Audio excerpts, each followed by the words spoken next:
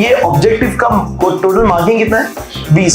तो 20 मार्क के लिए ऑब्जेक्टिव्स पूछा जाता है अपने 12th के बोर्ड एग्जाम्स में। तो ये 20 मार्क जो है वो एकदम पावरफुल वाले मार्क्स है, समझो। मतलब ये ऐसे है जो मिलेगा जब मिलेगा। तो जो बैलेंस शीट होता है वो एक्चुअली शो शेप्ड होता है, जोता।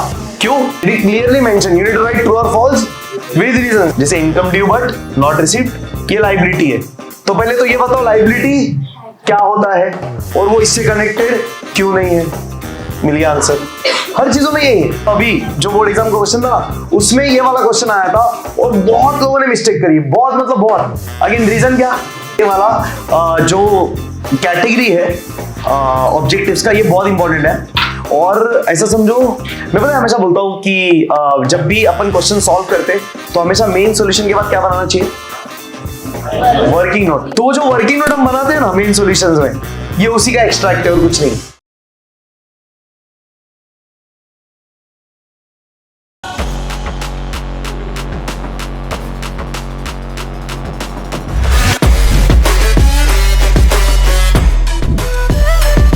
आज का सेशन हम लोग बात कर रहे हैं किसके बारे में? ऑब्जेक्टिव्स। किसके ऊपर? फाइनल अकाउंट्स के ऊपर। आपके कॉलेज एग्जाम में नो डाउट ऑब्जेक्टिव्स आएगा ही आएगा आपको, पर अपने 12th के बोर्ड एग्जाम्स में जो पेपर पैटर्न है अपना 12th का बोर्ड्स का, उसमें सबसे पहला ही क्वेश्चन क्या आता है? ऑब्जेक्टिव्स। एंड ये ऑब्जेक्टिव का टोटल मार्किंग कितना है? 20।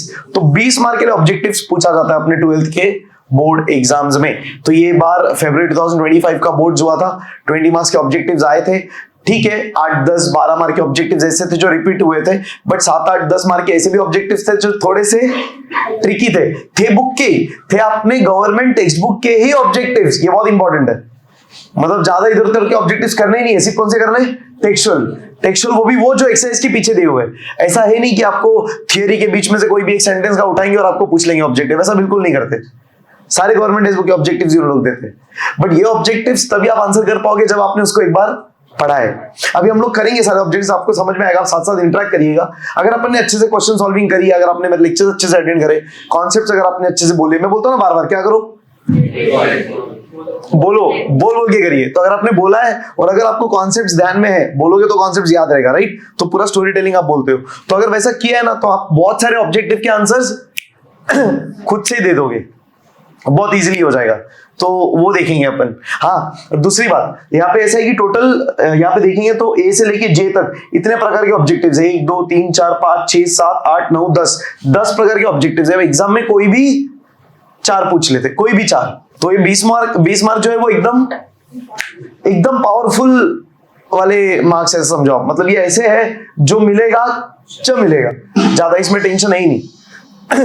सही ही नहीं, बस आपको उसको क्या करना पड़ेगा, एक बार गो थ्रू करना पड़ेगा, बराबर है? तो ये सेशन है, अपन साथ साथ में करेंगे तो आपका ऑटोमेटिकली सारा रिवाइज हो जाएगा।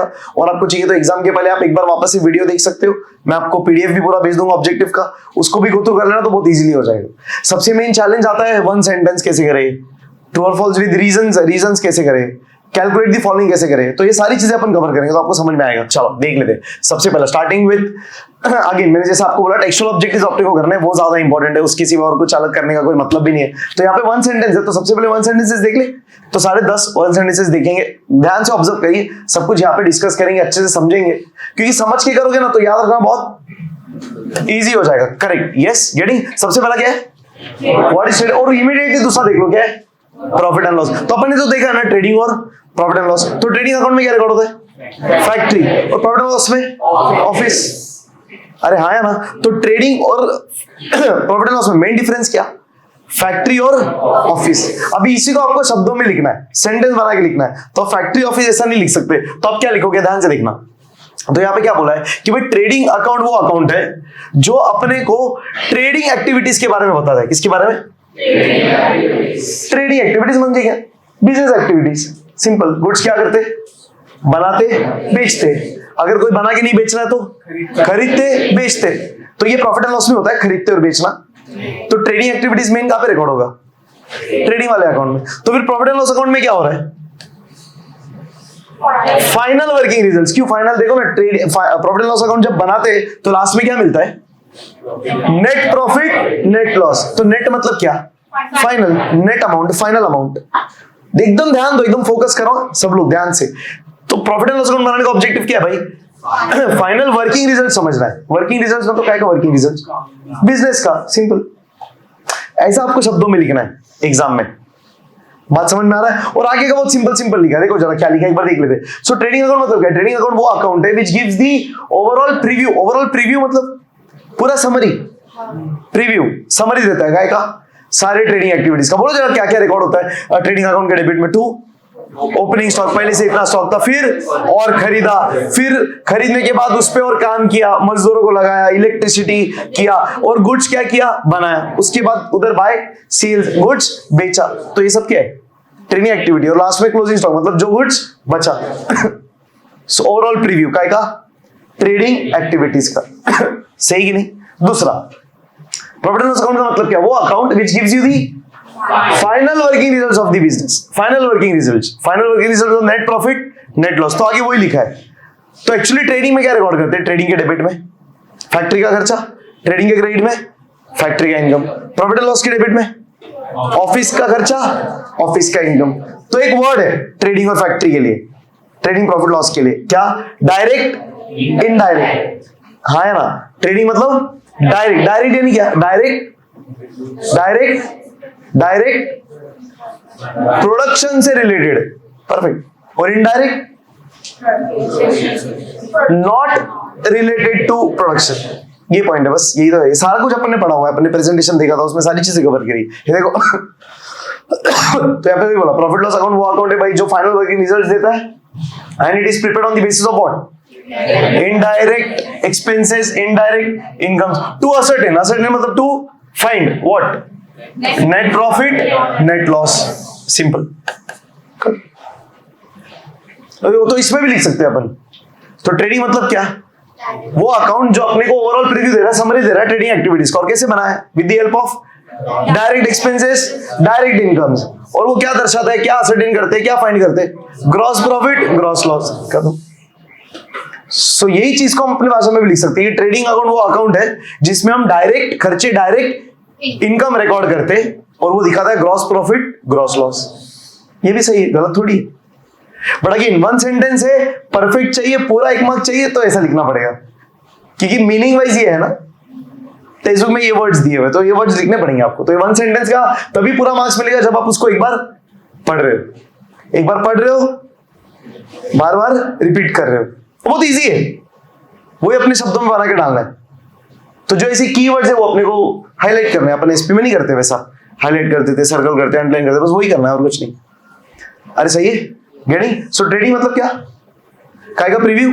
ट्रेडिंग एक्टिविटी का। प्रॉफिट एंड लॉस में net working results, final working results. Net working results बोल लो या फाइनल वर्किंग रिजल्ट्स बोल लो, एक ही बात है, चलेगा बराबर। और एडिशनली क्या लिख सकते हैं? ट्रेडिंग में क्या रिकॉर्ड होता है?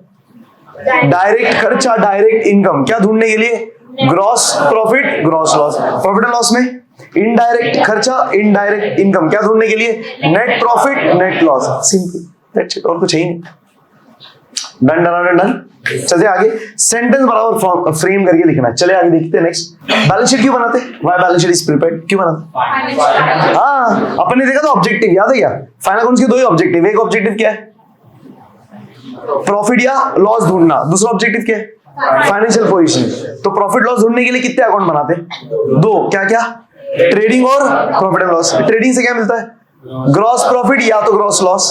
प्रॉफिट लॉस से क्या मिलता है? नेट प्रॉफिट या तो नेट लॉस। और फाइनेंशियल पोजीशन के लिए क्या बनाते? Balance sheet. तो ये वही है फिर। बैलेंस शीट क्यों बना है? To find the financial position of the business, बस सिंपल। तो क्यों बना रहे balance sheet? To know the financial position of the business. ये तो पढ़ने का भी जरूरत नहीं, कितना सिंपल है। तो ये एक बार देख लो, हो गया आगे। बात समझ में आ रहा? तो एक बार पूरा ऑब्जेक्टिव गो थ्रू करना है बराबर, और बाद में अगर लगे जो जो इंपॉर्टेंट है उसको स्टार मार्क कर दो और उसी को बार बार करो बस। क्योंकि ये चीजें तो इतने बार करी है तो बिना पढ़े भी अपन लिख डालेंगे। Are getting? क्या सिंपल है। और अगर एक आधा ऑब्जेक्टिव आपको लगता है जिसका आपको कॉन्सेप्ट याद नहीं आ रहा, एक्सप्लेनेशन याद नहीं आ रहा, तो ये वीडियो जाके देख लेना, सिंपल है। स्क्रॉल कर लेना आगे तक, तो सीधा वो एक्सप्लेनेशन पार्ट मिल जाएगा, इजी हो जाएगा। सही है ना? देखते हैं फिर नेक्स्ट आगे।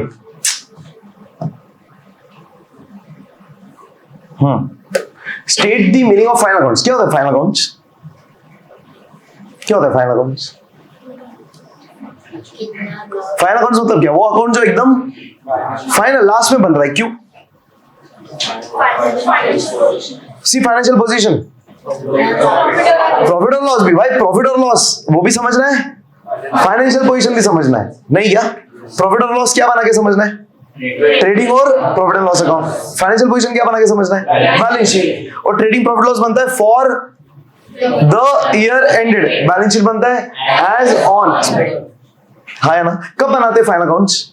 31 मार्च, ईयर के एंड पे, पूरे साल के लिए, बस सिंपल। तो फाइनल अकाउंट्स वो अकाउंट है जिसमें हम फायदा नुकसान ढूंढ रहे, बैलेंस, अपने बिजनेस का फाइनेंशियल पोजीशन ढूंढ रहे। क्या बना के? Trading profit and loss account, balance sheet. कब बना रहे? साल के एंड में। तो एक दिन, स्पेसिफिक दिन पे बनाते और पूरे साल के लिए बनाते, खत्म। वो ये फाइनल अकाउंट्स है, और क्या है? कुछ भी नहीं। State the meaning of final accounts. What is final accounts? Final accounts are what? Final that validate and explain. क्या वैलिडेट करते, क्या एक्सप्लेन करते? Working results. और मतलब जब फाइनल अकाउंट्स बनाओगे तो फाइनल अकाउंट्स बनाने के बाद आपको वर्किंग रिजल्ट्स यानी प्रॉफिट लॉस समझ में आएगा, बिजनेस का फाइनेंशियल पोजीशन, एसेट लायबिलिटीज समझ में आएगा। एक्सप्लेन। तो फाइनल अकाउंट वो स्टेटमेंट है जो एक्सप्लेन करता है। क्या एक्सप्लेन करता है? वर्किंग रिजल्ट्स मतलब प्रॉफिट लॉस, और फाइनेंशियल पोजीशन मतलब एसेट लायबिलिटी।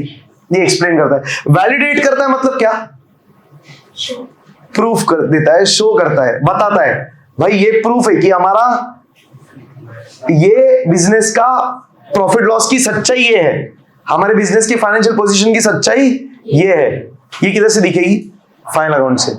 तो फाइनल अकाउंट्स मतलब कुछ नहीं, आपके बिजनेस का असलियत इन टर्म्स ऑफ रिपोर्ट, सिंपल, लिखित में। तो फाइनल अकाउंट्स बनाने से ये चीजें समझ में भी आएगी और दिखाई भी देगी। तो ये तो प्रूफ है, और क्या है? उस पे सीए का साइन कर दो, स्टैम्प कर दो, हो गया, सेट है। अरे गेटिंग क्या? तो फाइनल अकाउंट्स एक्चुअली क्या है? फाइनेंशियल स्टेटमेंट्स है। फाइनेंशियल स्टेटमेंट्स है।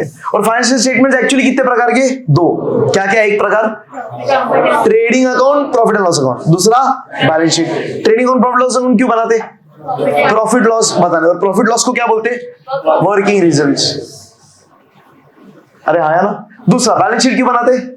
फाइनेंशियल पोजीशन मतलब एसेट लायबिलिटी। बात समझ में आ रहा है? दो चीजें। क्या दो चीजें? वर्किंग रिजल्ट्स माने प्रॉफिट और लॉस। दूसरा क्या है? फाइनेंशियल पोजीशन मतलब क्या? Exactly, assets and liabilities. खत्म। And this is prepared for a specific period of time on a particular date. 31 March को बनाते, फॉर दी ईयर बनाते, एक साल का बनाते, ना पिछले साल का ना अगले साल का। अगले साल की और पिछले साल की चीजें लेते ही नहीं। उसी का मतलब है आउटस्टैंडिंग प्रीपेड को एडजस्ट करना। है ना? तो ध्यान रहेगा। अब समझ में आ रहा है क्यों पढ़ना चाहिए ऑब्जेक्टिव्स? तो एक बार पढ़ोगे, वीडियो देखोगे, समझोगे तो समझ जाएगा कैसे लिखना है। फिर से कीवर्ड्स ध्यान रखने और एग्जाम में लिख देना। यू गेट गुड मार्क्स, आराम से मिल जाते हैं मार्क्स। आपको अच्छे से लिखना है। चलो बताओ नेक्स्ट क्या क्या है? व्हाट इज क्या है नेट प्रॉफिट? क्या कैसे मिलता है नेट प्रॉफिट? कौन सा? प्रॉफिट एंड लॉस अकाउंट जब क्लोज करेंगे तो ये डेबिट है, क्रेडिट वाला साइड का टोटल माइनस डेबिट वाले साइड का total will give you net profit. तो नेट प्रॉफिट कब मिलेगा? जब ये समझते हैं ना क्या है? क्या है ये? T T T account, simple. तो हम किसकी बात कर रहे हैं? प्रॉफिट एंड लॉस अकाउंट की। तो जब आप profit and loss account close करोगे तब क्रेडिट का टोटल अगर ज्यादा आया, तो क्रेडिट का टोटल अगर ज्यादा आएगा तो आपको क्या मिलेगा? Net profit. क्योंकि क्रेडिट ज्यादा है मतलब क्या ज्यादा है? इनकम, कमाया ज्यादा, minus debit, debit all expenses, तो क्या मिलेगा? Net profit. तो नेट प्रॉफिट एक पोजीशन है जब जो कब मिलता है? जब प्रॉफिट एंड लॉस अकाउंट का क्रेडिट साइड यानी इनकम साइड ग्रेटर है और डेबिट साइड यानी एक्सपेंस साइड स्मॉलर है।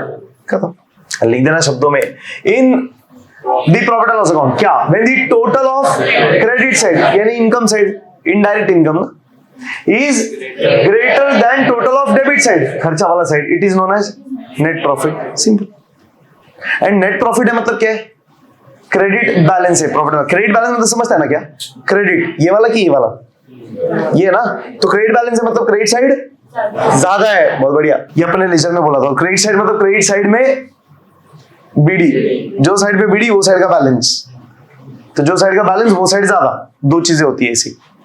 बराबर है। सो रूल ये credit all income and gains and profits, वो भी बोल दो, क्या फर्क पड़ेगा, सही कि नहीं। जब भी क्रेडिट ज्यादा रहेगा क्या बोलेंगे, जब भी क्रेडिट ज्यादा रहेगा क्या मिलेगा, प्रॉफिट। नाम बदलते जाएगा भाई, ट्रेडिंग है तो gross profit, profit and loss है तो net profit. Next, what do you mean by gross profit, अब बोलो। ग्रॉस प्रॉफिट मतलब क्या, ट्रेडिंग अकाउंट में जब भी क्रेडिट वाला साइड, कौन सा साइड, इनकम, कौन सा इनकम, डायरेक्ट इनकम। तो जब भी ट्रेडिंग अकाउंट का क्रेडिट साइड यानी डायरेक्ट इनकम वाला साइड ज्यादा है as compare to debit side, direct expense वाला साइड, तो तुमको मिलेगा gross profit. Debit balance, credit balance, D और C, credit balance of which account, देखो in the trading account when total of credit side is greater than the total of debit side, it is known as gross profit।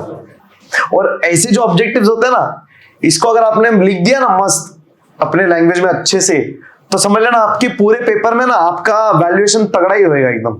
देखते हैं next. फिर state the meaning of accrued income. Accrued income, हाँ, इसका दूसरा नाम क्या है, correct. Accrued income is also known as outstanding income. What is outstanding income, वो इनकम जो आने वाला है, जो मिल गया है, जो मिलना बाकी है, जो मिला नहीं है, खत्म। देखिए, सो क्या है accrued income, income which have been earned, कमा लिया है भाई अपन ने, गुड्स बेचा है, कमा लिया, बट उधार में बेचा है तो पैसा आया नहीं है, आने वाला। सो इनकम जो अर्न्ड है, हाँ अर्न्ड है, बट ये दो शब्द लिखने आपको, खत्म, मिल गया, फुल 1 मार्क। भाई ये 1 सेंटेंसेस के जो आंसर्स है ना, स्पेसिफिक 1 सेंटेंस और ट्रू और फॉल्स विद रीजंस, ये सब है ना मैंने बहुत मेहनत कर करके ना बनाए और टाइप करे।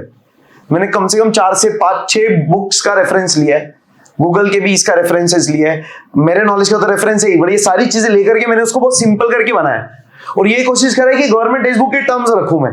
देखिए आगे नेक्स्ट क्या है, फिर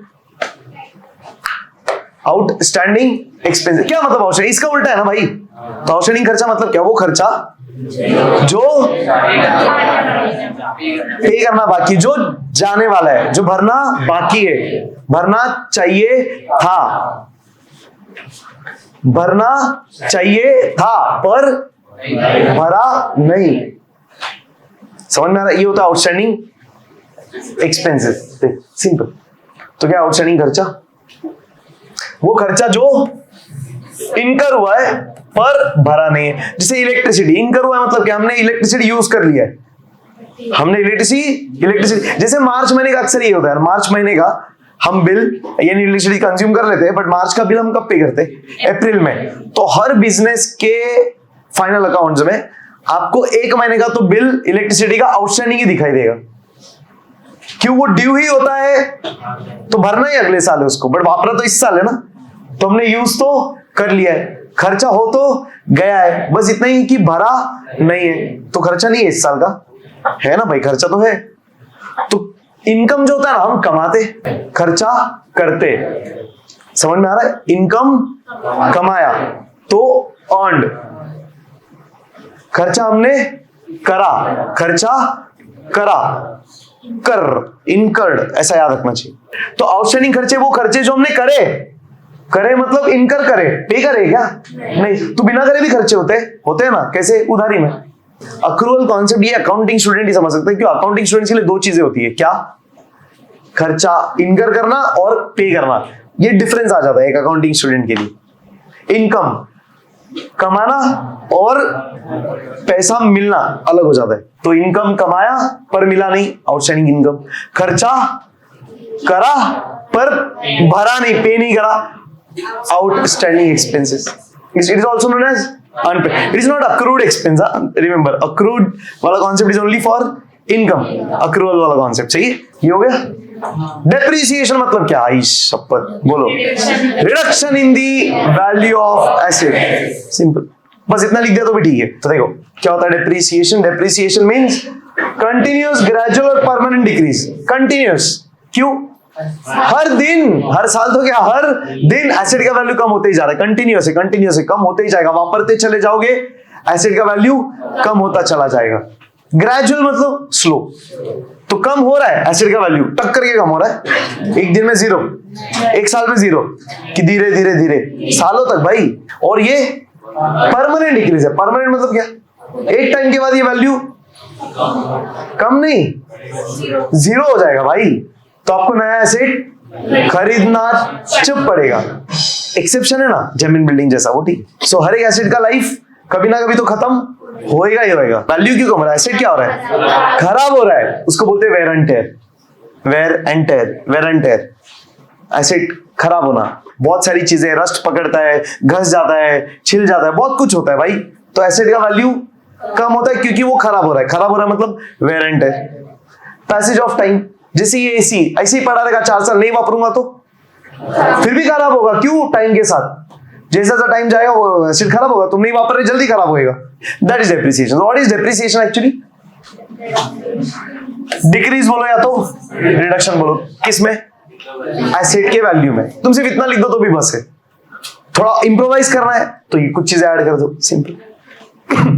देखो भाई, 2 चीजें हैं, मार्क्स के लिए पढ़ना है, और ये पढ़ने से ना, वन सेंटेंस ट्रू और फॉल्स विद रीजंस पढ़ने से आपके कॉन्सेप्ट्स इंप्रोवाइज होंगे, वो एक बहुत वैल्यू ऐड करता है। Next last one sentence, what do you mean by prepaid expense. क्या होता है प्रीपेड खर्चा, हमने पहले से ही वो भर दिया, मतलब पहले से मतलब कब से पहले से भर दिया, टाइम से। ये इंपॉर्टेंट है, हमने खर्चा भरा टाइम से पहले, साल के एंड में 31 March is the best word to see, क्योंकि it is acceptable pan India. ये तो पॉइंट क्या है, प्रीपेड खर्चा। प्रीपेड खर्चा मतलब वो खर्चा जो हमने टाइम से पहले पे किया है, मतलब पे करना चाहिए था इस साल का, हमने पे कर दिया अगले साल का, तो it is paid before getting due. भरने का टाइम आया भी नहीं, भर दिया, एडवांस पेमेंट। तो प्रीपेड एक्सपेंस का मतलब क्या, सबसे पहला वर्ड ये निकलना चाहिए, वो खर्चा which is paid in advance, म्हणजे क्या, बिफोर दे आर ड्यू। खत्म, ये शब्द लिखने एग्जाम में, ये लिख दिया, फुल मार्क्स, खत्म। इतना ही देखेगा एग्जामिनर, इसमें आपका ग्रामर और बहुत ज्यादा इंग्लिश देखा भी नहीं जाता। अकाउंटिंग में आपके कॉन्सेप्ट बहुत इंपॉर्टेंट है, बाकी चीजें नहीं। एक बार रिकैप लेते और फिर आगे बढ़ते। आपके पास गवर्नमेंट टेक्स्ट बुक्स है? हाँ, अगर नहीं है तो सुनो क्या करना है तो आप उसमें से क्वेश्चन देखो, मतलब आपको क्या करना है, क्वेश्चन देखना है, क्या, ट्रेडिंग अकाउंट। फिर आप खुद से बोलिए कि क्या होता है ट्रेडिंग अकाउंट, फिर आप आंसर देखिए, डायरेक्ट पढ़ो मत, फिर कोई फायदा थोड़ी है। क्वेश्चन देखना है ट्रेडिंग अकाउंट क्या है, खुद से सोचना है कि क्या लिखना है। अभी तक जो पढ़ा अपन ने आपको पता चली गया होगा ना क्या है, तो सोचिए क्या लिखना है, फिर इसमें से पढ़ना है। बोर्ड एग्जाम में 1 सेंटेंस अगर आए तो कितने आएंगे, नंबर ऑफ क्वेश्चंस कितने आएंगे 1 सेंटेंस के, 5 मार्क्स पर क्वेश्चन, कितना, 1, तो 5 मार्क। देखते हैं आगे। गिव अ वर्ड, टर्म और phrase which can substitute each of the following statement. चलो पहला, expense is paid before it is due. भरने का टाइम आया नहीं और अपन ने भर दिया, तो क्या बोलेंगे इसको, प्री पेड एक्सपेंसेस। सही है। चलो next, income due but not yet receive, outstanding income also known as accrued income. दोनों भी लिख सकते हो या दोनों में से एक लिख सकते हो तो भी चलेगा। कैन राइट अक्रूड इनकम और you right correct outstanding income. आपकी गवर्नमेंट एजुम में सिर्फ अक्रूड इनकम दिया है, but outstanding income is 100% correct. Government assume में दिया उसका रेफरेंस, कोई टेंशन नहीं। तो एग्जाम में दोनों लिखो या दोनों में से एक लिखो, पर ध्यान रखना अगर आप दोनों लिख रहे हो ना तो दोनों का स्पेलिंग एकदम करेक्ट चाहिए। ऐसा नहीं होता है आपने ये स्पेलिंग गलत लिख दिया, करेक्ट लिख दिया तो मार्क्स मिलेगा, और select any of the one या एनी ऑफ द अबव, ऐसा नहीं होता। If you are writing both, write it properly, नहीं तो कोई तो एक लिखो। बेस्ट क्या लिखो बस, क्योंकि अपन बहुत कॉमनली यूज करते हैं ना।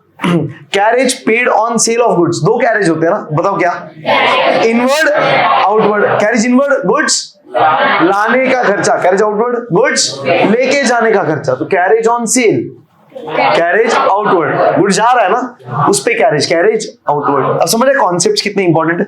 तो अगर अपने क्वेश्चन सॉल्व करते टाइम बोल के सॉल्व करा है, कॉन्सेप्ट्स बार बार बोले हैं, स्टोरी टेलिंग करा है, तो ऐसे ऑब्जेक्टिव्स इजीली हो जाएंगे। तो आपको बहुत ज्यादा रटना नहीं पड़ेगा, ऑलरेडी रट गया है सब कुछ बार बार बोल के। तो कैरेज आउटवर्ड, बहुत बढ़िया। Statement of assets and liabilities, बहुत बढ़िया।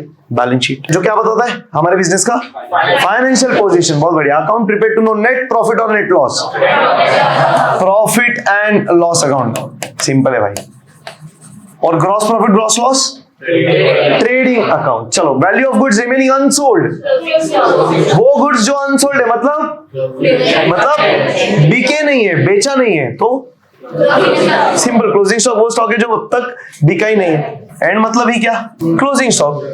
बिगिनिंग रहेगा तो ओपनिंग स्टॉक मतलब क्या, वो स्टॉक जो साल की शुरुआत में किधर से आया भाई, क्यों पिछले साल से आया, क्यों पिछले साल बिका नहीं है। तो अनसोल्ड दो होता है, स्टार्टिंग में भी एंड में भी। तो स्टार्टिंग में जो अनसोल्ड है वो ओपनिंग है, एंड में जो है वो क्लोजिंग है। देखो नेक्स्ट वाला मस्त है, इंपॉर्टेंट है ये। स्टार की आपको ध्यान रखना पड़ेगा, ये इंपॉर्टेंट है बट बहुत सिंपल है। देखो मैं आपको बताता हूं, अपन ने इतने बार बोला है ना, पढ़ा है, वही अगेन आपने बोल के करा है मेरे साथ साथ, तो things will become easy. Provision made to compensate the loss on account of likely debts. Debt माने डेट और डेटर में क्या फर्क, डेट लोन बोल रहे छपरी, डेट उधारी, डेटर उधार कस्टमर, बहुत बढ़िया। तो डेट मतलब क्या, वो पैसा जो आने वाला है। लाइकली, आई शाबाश, बहुत बढ़िया। लाइकली ये वर्ड बहुत बार बोला है अपन ने। शायद पैसा डूबेगा, 3 शब्द, और जैसी शायद निकलता है शायद पैसा डूबेगा, क्या बन जाता है, अरे वाह क्या बात है, क्या बन जाता है, आरडीडी। तो इसका आंसर ही आरडीडी और कुछ नहीं है। हम क्या के लिए प्रोविजन क्रिएट करते हैं, ये बताने के लिए कि शायद पैसा डूबने वाला है। तो अगर डूब गया पैसा तो उससे एडजस्ट हो जाएगा। लास्ट में पता है ओल्ड आरडीडी लेस करते, एडजस्ट कर देते, वही तो कर रहे। तो आरडीडी क्या कर रहे हैं, एडजस्ट कर रहे हैं। किसको एडजस्ट कर रहे हैं, लॉस को। सिंपल, क्योंकि हमने इतने साल बिजनेस करे, हमारे पास एक्सपीरियंस, हमको पता है 5% बैड डेट्स होता ही है। तो अगर होता ही है ना, पहले से ही करके रख दो प्रोविजन क्रिएट। नहीं हुआ तो माइनस कर देना ना, करते नहीं है क्या, लेस ओल्ड आरडीडी, डूबने वाला था नहीं डूबा, माइनस कर दो, नुकसान कम हो गया, फायदा हो गया, खत्म हो गया। तो सिंपल है। तो प्रोविजन क्रिएट करना, तो जो प्रोविजन क्रिएट किया जाता है उसको बोला जाता है RDD, reserve for doubtful dates. इसका और एक नाम है क्या, रिजर्व के बदले क्या ऐड कर दो, तो provision for doubtful debts. Simple, provision for bad and doubtful debts is also known as RDD, reserve for bad and doubtful debts. So RBDD ऐसा भी तो आता है, reserve for bad and doubtful debt. भाई doubtful मतलब क्या, शायद ना, तो बुरा उधारी डाउटफुल होगा और जो डाउटफुल है वो बुरा होगा। गेटिंग दिस, पक्का। तो ऐसे कुछ इंपॉर्टेंट होंगे जहां पे आपको ध्यान देना होगा। 8 the accounts prepared at the end of the accounting year to know the profit और लॉस एंड फाइनेंशियल पोजीशन। देखो ना भाई, वन सेंटेंस देखना, व्हाट इज फाइनल अकाउंट्स, दो चीजें क्या, जल्दी प्रॉफिट लॉस मालूम पड़ता है और फाइनेंशियल। प्रॉफिट लॉस मतलब वर्किंग रिजल्ट, हाँ वर्किंग, कैसा काम अच्छा किया, कितना काम बेस्ट किया, फायदा नुकसान। और फाइनेंशियल पोजीशन एसेट लायबिलिटी, बस ये देखो, to know the profit loss and to know the. तो कौन सा अकाउंट बनाते हैं, दोनों भी जानने के लिए। प्रॉफिट लॉस के लिए क्या क्या बनाते, trading account, profit and loss account. इसके लिए क्या बनाते, और ये सबको तीनों को मिला के क्या बोला जाता है, फाइनल अकाउंट्स। मतलब क्या है, फाइनेंशियल स्टेटमेंट्स, उसको ऐसा भी बोलते हैं, क्या बोलते हैं, financial statements. An amount spend on promoting sale of goods. हाँ, अभी एडवर्टाइजमेंट भी एक आंसर है, इन्होंने दूसरा आंसर ही क्या वर्ड यूज किया है, सेलिंग। हाँ, क्यों, सेलिंग एक्सपेंसेस बहुत ब्रॉडर कॉन्सेप्ट है। सेल्समैन को पगार दिया, काय का खर्चा, सेलिंग खर्चा। सेलिंग के लिए कमीशन देते, पता है, कमीशन अपॉइंट करते, बोलते तू इतना बेच किया, तेरे को इतना कमीशन, उसको क्या बोलते हैं, commission on sales, brokerage on sales. So advertisement is one of the selling expenses. तो जो भी खर्चे हम गुड्स को बेचने के लिए करते हैं उसको बोलते हैं selling expenses. Additional information provided below trial balance. भाई इतना अपन ने पढ़ा, फर्स्ट पार्ट सेकंड पार्ट जोर जोर से बोल के, और पहले क्वेश्चन में ऐसा लिखा भी था एडिशनल इंफॉर्मेशन, अपन ने ब्रैकेट में लिखा था एडजस्टमेंट। अब समझो छोटी छोटी चीजों को मैंने बहुत ध्यान दिए, वहां पे मैं लिख सकता था डायरेक्ट एडजस्टमेंट्स, बट बहुत सारे क्वेश्चंस में दोनों वर्ड यूज करते, तो हम दोनों वर्ड वैसे ही रखते और बार बार बोलते, सही है कि नहीं। सो इसका आंसर क्या फिर, एडजस्टमेंट, एनीथिंग इज फाइन। चलो भाई next, select the most appropriate alternatives given below and rewrite the sentence. तो इसमें आपको पूरा सेंटेंस लिखना बहुत जरूरी है। कि लिखा हुआ है रीराइट दिस सेंटेंस। अभी जैसे इसमें डायरेक्ट आंसर लिखना है, मतलब एग्जाम में आएंगे 5 तो आपको क्या करना है, answer 1, answer 2, answer 3, answer 4, answer 5, सिर्फ वर्ड लिखना है, खत्म। 1 सेंटेंस में सिर्फ आंसर लिखना है, खत्म। यहाँ पे पूरा अबे ऑप्शन नहीं लिखने, पूरा सेंटेंस लिखना है। पर ठीक, देखते हैं क्या बोला है। Dash is the excess of assets over liabilities.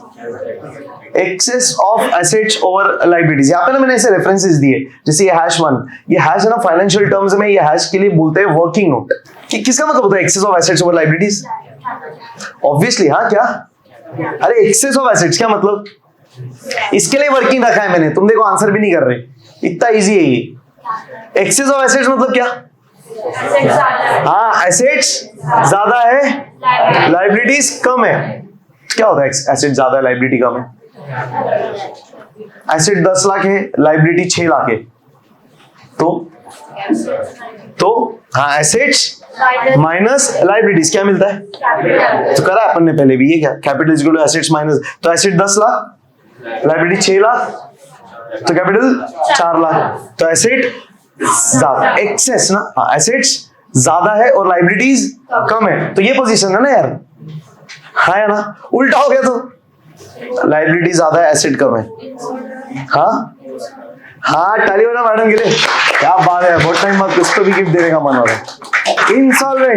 Insolvency अपन ने किया एक जर्नल में, बैंकरप्सी, जहां पे क्या हो जाता है, उधारी बहुत ज्यादा है और उसको चुकाने के लिए पैसा ही नहीं है, प्रॉपर्टी भी नहीं है, कुछ बेच भी नहीं सकते क्योंकि एसेट्स ही नहीं है। एक्सेस मतलब ज्यादा, सो एक्सेस ऑफ एसेट्स मतलब एसेट्स ज्यादा। तो देखो बैलेंस शीट में हमेशा ऐसे ही होता है, ये बैलेंस शीट देखा है ना अपन ने हमेशा, ये तो टैली होता है ना। क्यों टैली होता है दोनों साइड? क्योंकि लाइबिलिटीज में कैपिटल भी है। देखो लाइबिलिटी का मतलब क्या, वो पैसा जो जाने वाला है, तो ये वो पैसा है जो जाने वाला है, किसको, बाहर वालों को। हम कौन, ये बैलेंस शीट किसका, बिजनेस का, तो ये वो पैसा है जो हम पे करेंगे, किसको, बाहर वालों को, और ये वो पैसा है जो हम पे करेंगे किसको, मालिक को। तो पूरा पैसा जाने ही वाला है। तो लाइबिलिटी जो साइड है, it consist of what, capital and other liabilities. इसके लिए हमारे सीए वाले लेवल्स पे और बाकी फाइनेंशियल लेवल्स पे ऐसा बोला जाता है कि आपका जो बैलेंस शीट होता है ना, वो एक्चुअली शू शेप्ड होता है, जूता। क्यों? Asset will always be greater than, तो एसेट ज्यादा होगा, लाइबिलिटी कम होगा, तब जाके कैपिटल होगा। तो ऐसा पोजीशन है, तभी बिजनेस चलेगा, शू शेप। सही है? तो assets minus liability. Remember assets क्या है, वन वर्ड, एक्सेस नहीं, एक्सेस। एक्सेस सही से, एक्सेस क्या है, स्कूटी है रे, एक्सेस, अरे एक्सेस। तो आंसर क्या फिर, कैपिटल, एक्सेस डैश। फिर आगे, discount earned is transferred to the credit side of what, discount earn हुआ, डिस्काउंट कमाया, क्या है, खर्चा, इनकम, फैक्ट्री का, ऑफिस का, trading profit and loss, profit and loss credit, simple है। तो transfer the credit side of, आगे dash is a statement which shows the financial position of business on a specific date. ऐसा answer भी नहीं आता तो मर ही जाओ, मतलब कुछ है ही नहीं, मतलब पर्याय ही नहीं है, छोड़ ही दो फिर। आउटस्टैंडिंग खर्चा are shown on the outstanding expense on the right side of balance sheet. Balance sheet में दो ही तो चीजें है, क्या, एसेट, लाइबिलिटीज। तो एसेट मतलब वो पैसा जो आने वाला है, जो है वो भी, और जो आने वाला है वो भी, लाइबिलिटी वो जो आउटस्टैंडिंग खर्चा जाने वाला है, मतलब इंटरेस्ट ऑन ड्राइंग। बहुत इंपॉर्टेंट ना, अभी ध्यान से, ये ऐसे कॉन्सेप्ट बहुत इंपॉर्टेंट है यार, बाइट कर लोगे तो ठीक है, नहीं हुआ तो थोड़ा समझ के करना चाहिए ऐसे। तो इंटरेस्ट ऑन ड्राइंग्स आगे मतलब आपको रेफर करना है interest on capital, interest on drawings, ध्यान से। इंटरेस्ट ना मतलब हमेशा ये ध्यान रखने का, अगर पैसा दे रहे हो तो इंटरेस्ट मिलेगा, सिंपल। बैंक में पैसा इन्वेस्ट करोगे, इंटरेस्ट मिलेगा, बैंक से लोन लोगे, इंटरेस्ट देना पड़ेगा। तो इंटरेस्ट ऑपोजिट कॉन्सेप्ट है। इंटरेस्ट क्या है, ऑपोजिट कॉन्सेप्ट है, ऑपोजिट फ्लो है। मतलब अगर हम पैसा ले रहे हैं तो इंटरेस्ट पे करते हैं, और अगर हम पैसा दे रहे हैं तो इंटरेस्ट मिलेगा। तो यहाँ पे you need to understand interest of drawings में क्या हो रहा है। तो देखो बहुत सिंपल है, दो कॉन्सेप्ट्स है, क्या क्या, interest on capital versus interest on कुछ भी आ जाता है ऑब्जेक्टिव में, तो इसके लिए दोनों अपन रेफर करेंगे ध्यान से। तो interest on capital, interest on drawing, दोनों पढ़ना है पॉइंट ऑफ व्यू किसका, बिजनेस। हम कौन है, हम बिजनेस है, तो हम बिजनेस है। कैपिटल के केस में क्या होता है, हमको पैसा मिलता है ना, देखो ना फ्लो ऐसा दिख रहा है, ये ओनर है, ये हमें, हमको पैसा मिल रहा है तो हम इंटरेस्ट पे करेंगे। तो इंटरेस्ट ऑन कैपिटल हम पे करेंगे, हाँ या ना? तो हमारा खर्चा, हाँ या ना? माने एक्सपेंस, और एक्सपेंस मतलब डेबिट, एक्सपेंस मतलब डेबिट। किधर debit? Profit and loss debit, simple. क्यों profit and loss debit? Office का खर्चा गुड्स के रिलेटेड नहीं है, गुड्स बनाने से कोई संबंध ही नहीं है। It is not dash expense, it is not manufacturing expense और डायरेक्ट एक्सपेंस, परफेक्ट, और प्रोडक्शन एक्सपेंस। ये शब्द इंपॉर्टेंट है। प्रोडक्शन से कोई संबंध नहीं है, मैन्युफैक्चरिंग से संबंध नहीं है, गुड्स बनाने से कोई संबंध नहीं है, तो ये इनडायरेक्ट खर्चा है प्रॉफिट एंड लॉस के डेबिट में, हाँ है ना? तो इंटरेस्ट ऑन कैपिटल में हमेशा क्या बोलना है? हम कैपिटल का पैसा लेते हैं तो हम इंटरेस्ट पे करेंगे, हम पे करेंगे हमारा खर्चा, एक्सपेंस डेबिट, कहां पे डेबिट? Profit loss debit. तो ये उल्टा क्या? Profit loss credit. समझ के करो ना, पर सिंपल है। तो ये देखो, यही चीजें बार बार बोलनी है, बार बार बोलोगे, बार बार बोलोगे, बार बार बोलोगे, चीजें समझ जाएगी, याद हो जाएगी, क्रिस्टल क्लियर। बाहर नहीं करना है कुछ, मजा आ रहा है तो ऑटोमेटिकली चीजें समझने भी लगेगी। याद तो तभी होगा जब आप उसको रेपिटेशन सबसे बड़ा पॉइंट है, उसके बिना याद होने ही नहीं वाला है, चाहे कितना भी इजीली समझ जाए। सो इंटरेस्ट ऑन ड्राइंग्स, अभी हम बात करेंगे हमारे अगेन बिजनेस के पॉइंट ऑफ व्यू से। तो ड्राइंग्स मतलब क्या? जो पैसा ओनर विड्रॉ करता है ना, हम कौन है? बिजनेस। तो हम क्या करते? ड्राइंग का पैसा देते, तो ड्राइंग का पैसा हम दे रहे तो उस पे इंटरेस्ट मिलेगा, तो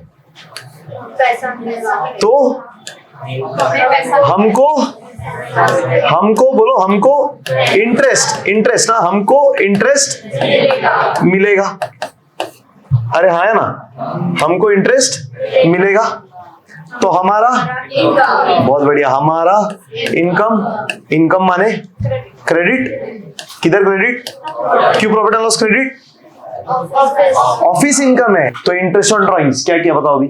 क्रेडिट टू व्हाट? तो भाई वैसे ही होता है भाई, बिना ऑप्शंस के डायरेक्ट आंसर लिख देना है, तभी तो मजा आएगा, तभी तो कॉन्सेप्ट सही है।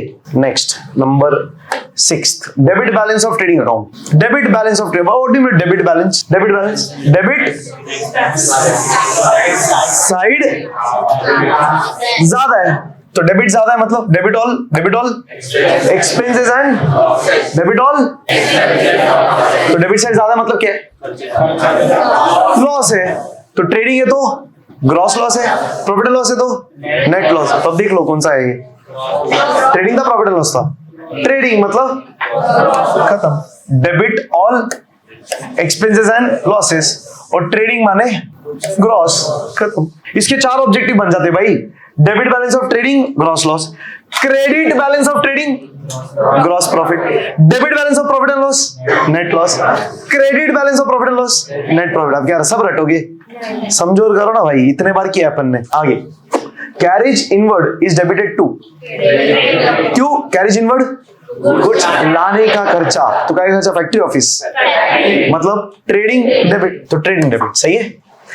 अभी देखना फिर से, देखो फिर excess of credit over debit in profit loss, excess of credit ज्यादा भाई, जल्दी से बोलो, credit all income gains and profit, तो क्रेडिट मतलब प्रॉफिट ना, तो ये दोनों तो चांस ही नहीं। कौन सा प्रॉफिट?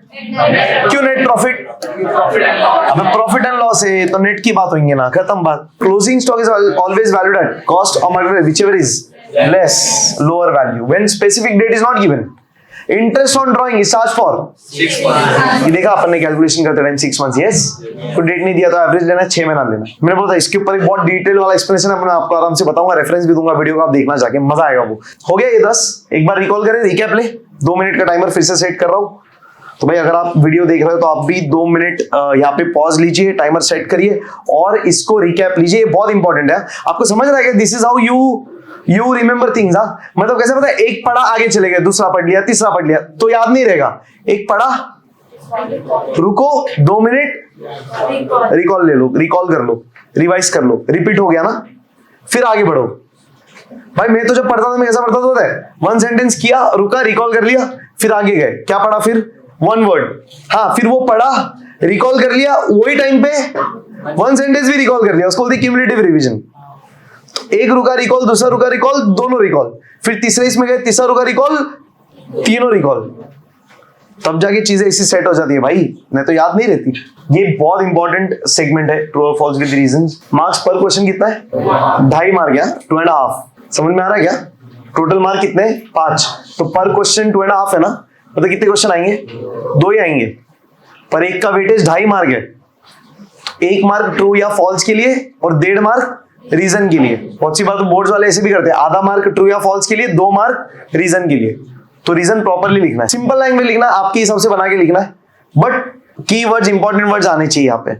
तो पॉइंटर्स में लिखना है, तो अभी से वैसे हैबिट डालेंगे, इसलिए मैंने भी पॉइंटर्स में बनाया है। अब ध्यान से देखिएगा, ऑब्जर्व करिएगा। तो अब देखो पहला क्वेश्चन क्या बोला है ट्रू और फॉल्स के लिए। सबसे पहला क्वेश्चन बोलता है हर एक एडजस्टमेंट में एटलीस्ट 3 इफेक्ट होते हैं, सही है? कितने होते हैं? तो ये स्टेटमेंट ट्रू है फॉल्स है? फॉल्स है। क्या रीजन है, क्यों फॉल्स है? अब तुम लिखोगे कि 2 ही इफेक्ट होते हैं, तो ये रीजन थोड़ी हुआ, ये तो करेक्शन हुआ ना, ये रीजन हुआ क्या? हमने क्या बोला भाई 3 नहीं होते, 2 थे, वो इसके लिए फॉल्स है। तो 2 क्यों होते, रीजन बताओ। डबल एंट्री सिस्टम, भाई ताली बजाओ सेट के लिए, क्या बात है यार, बहुत बढ़िया। भाई अकाउंटिंग बेस्ड किस पे है?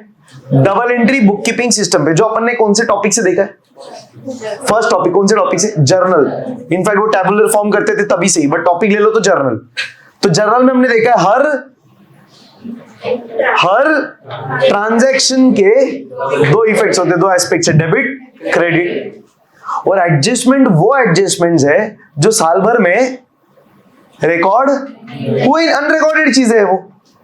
तो जब आप बुक्स ऑफ अकाउंट्स में, अकाउंटिंग की किताब में जब भी कुछ चीज पहली बार रिकॉर्ड करोगे, क्या बोला? अकाउंटिंग के किताब में जब भी कुछ पहली बार रिकॉर्ड करोगे तो 1 इफेक्ट दोगे कि 2 इफेक्ट दोगे? तो ट्रायल बैलेंस का 1 इफेक्ट क्यों होता है? पहले से तुम ट्रायल बैलेंस देखो ना, 2 चीजें डेबिट और क्रेडिट, और पहले से रिकॉर्डेड है चीजें, तो इसके लिए उसको सिर्फ उठा के एक जगह पे रख रहे, डेबिट के डेबिट में, क्रेडिट में, क्रेडिट के क्रेडिट में। इसके लिए ट्रायल बैलेंस के एक आइटम का एक पोस्टिंग है, बट डेबिट के डेबिट है और क्रेडिट के, तो ट्रायल बैलेंस बनता ही डेबिट और क्रेडिट ये दोनों से है।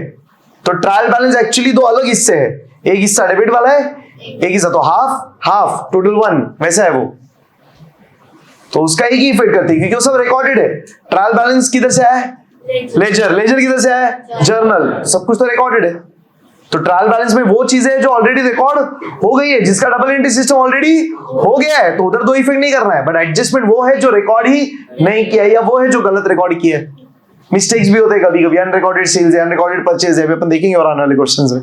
तो ये जो भी करना है इसको डबल एंट्री सिस्टम से फॉलो करके करना है। डबल एंट्री सिस्टम ही ये बोलता है कि हर एक ट्रांजैक्शन के 2 एस्पेक्ट है, डेबिट और क्रेडिट। तो एडजस्टमेंट रिकॉर्ड करेंगे तो 2 इफेक्ट होंगे कि 3 होंगे?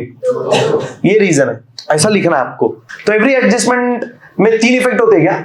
नहीं। This statement is false. The given statement is false because of the following reasons. Reason number 1 अभी देखिए क्या बोला है। As per double entry book keeping system, पर double entry book keeping system की बात करिए, क्या बोलता है double entry book keeping system? हर एक ट्रांजैक्शन में 2 एस्पेक्ट्स है, and hence every transaction is recorded in terms of debit and. एकदम सिंपल शब्दों में करा, ये बुक का है ही नहीं, ये बुक के शब्द है ही नहीं, गवर्नमेंट इसमें से शब्द ही नहीं है, उसमें कॉन्सेप्ट है, उस कॉन्सेप्ट को सिंपल लैंग्वेज में बना दिया है, शब्दों में बना के यहाँ पे लिख दिया है, खत्म। तो डबल एंट्री सिस्टम बोलता है 2 एस्पेक्ट्स होते हैं, और ट्रांजैक्शन रिकॉर्ड करते हैं तो 2 एस्पेक्ट्स, 2 इफेक्ट होते हैं, क्या? डेबिट और क्रेडिट। अभी एडजस्टमेंट यानी वो ट्रांजैक्शंस है जो कभी रिकॉर्ड ही नहीं हुए हैं। तो एडजस्टमेंट वो है जो रिकॉर्डेड नहीं है या तो रॉन्गली रिकॉर्डेड है। क्लोजिंग स्टॉक रिकॉर्ड ही नहीं है, रिकॉर्ड होता तो ट्रायल बैलेंस में दिखता ना भाई, एग्जैक्टली वो तो रिकॉर्ड ही नहीं हुआ करके वो एडजस्टमेंट में है, इसके लिए हम 2 इफेक्ट दे रहे। तो सबसे पहले किसका रेफरेंस दिया?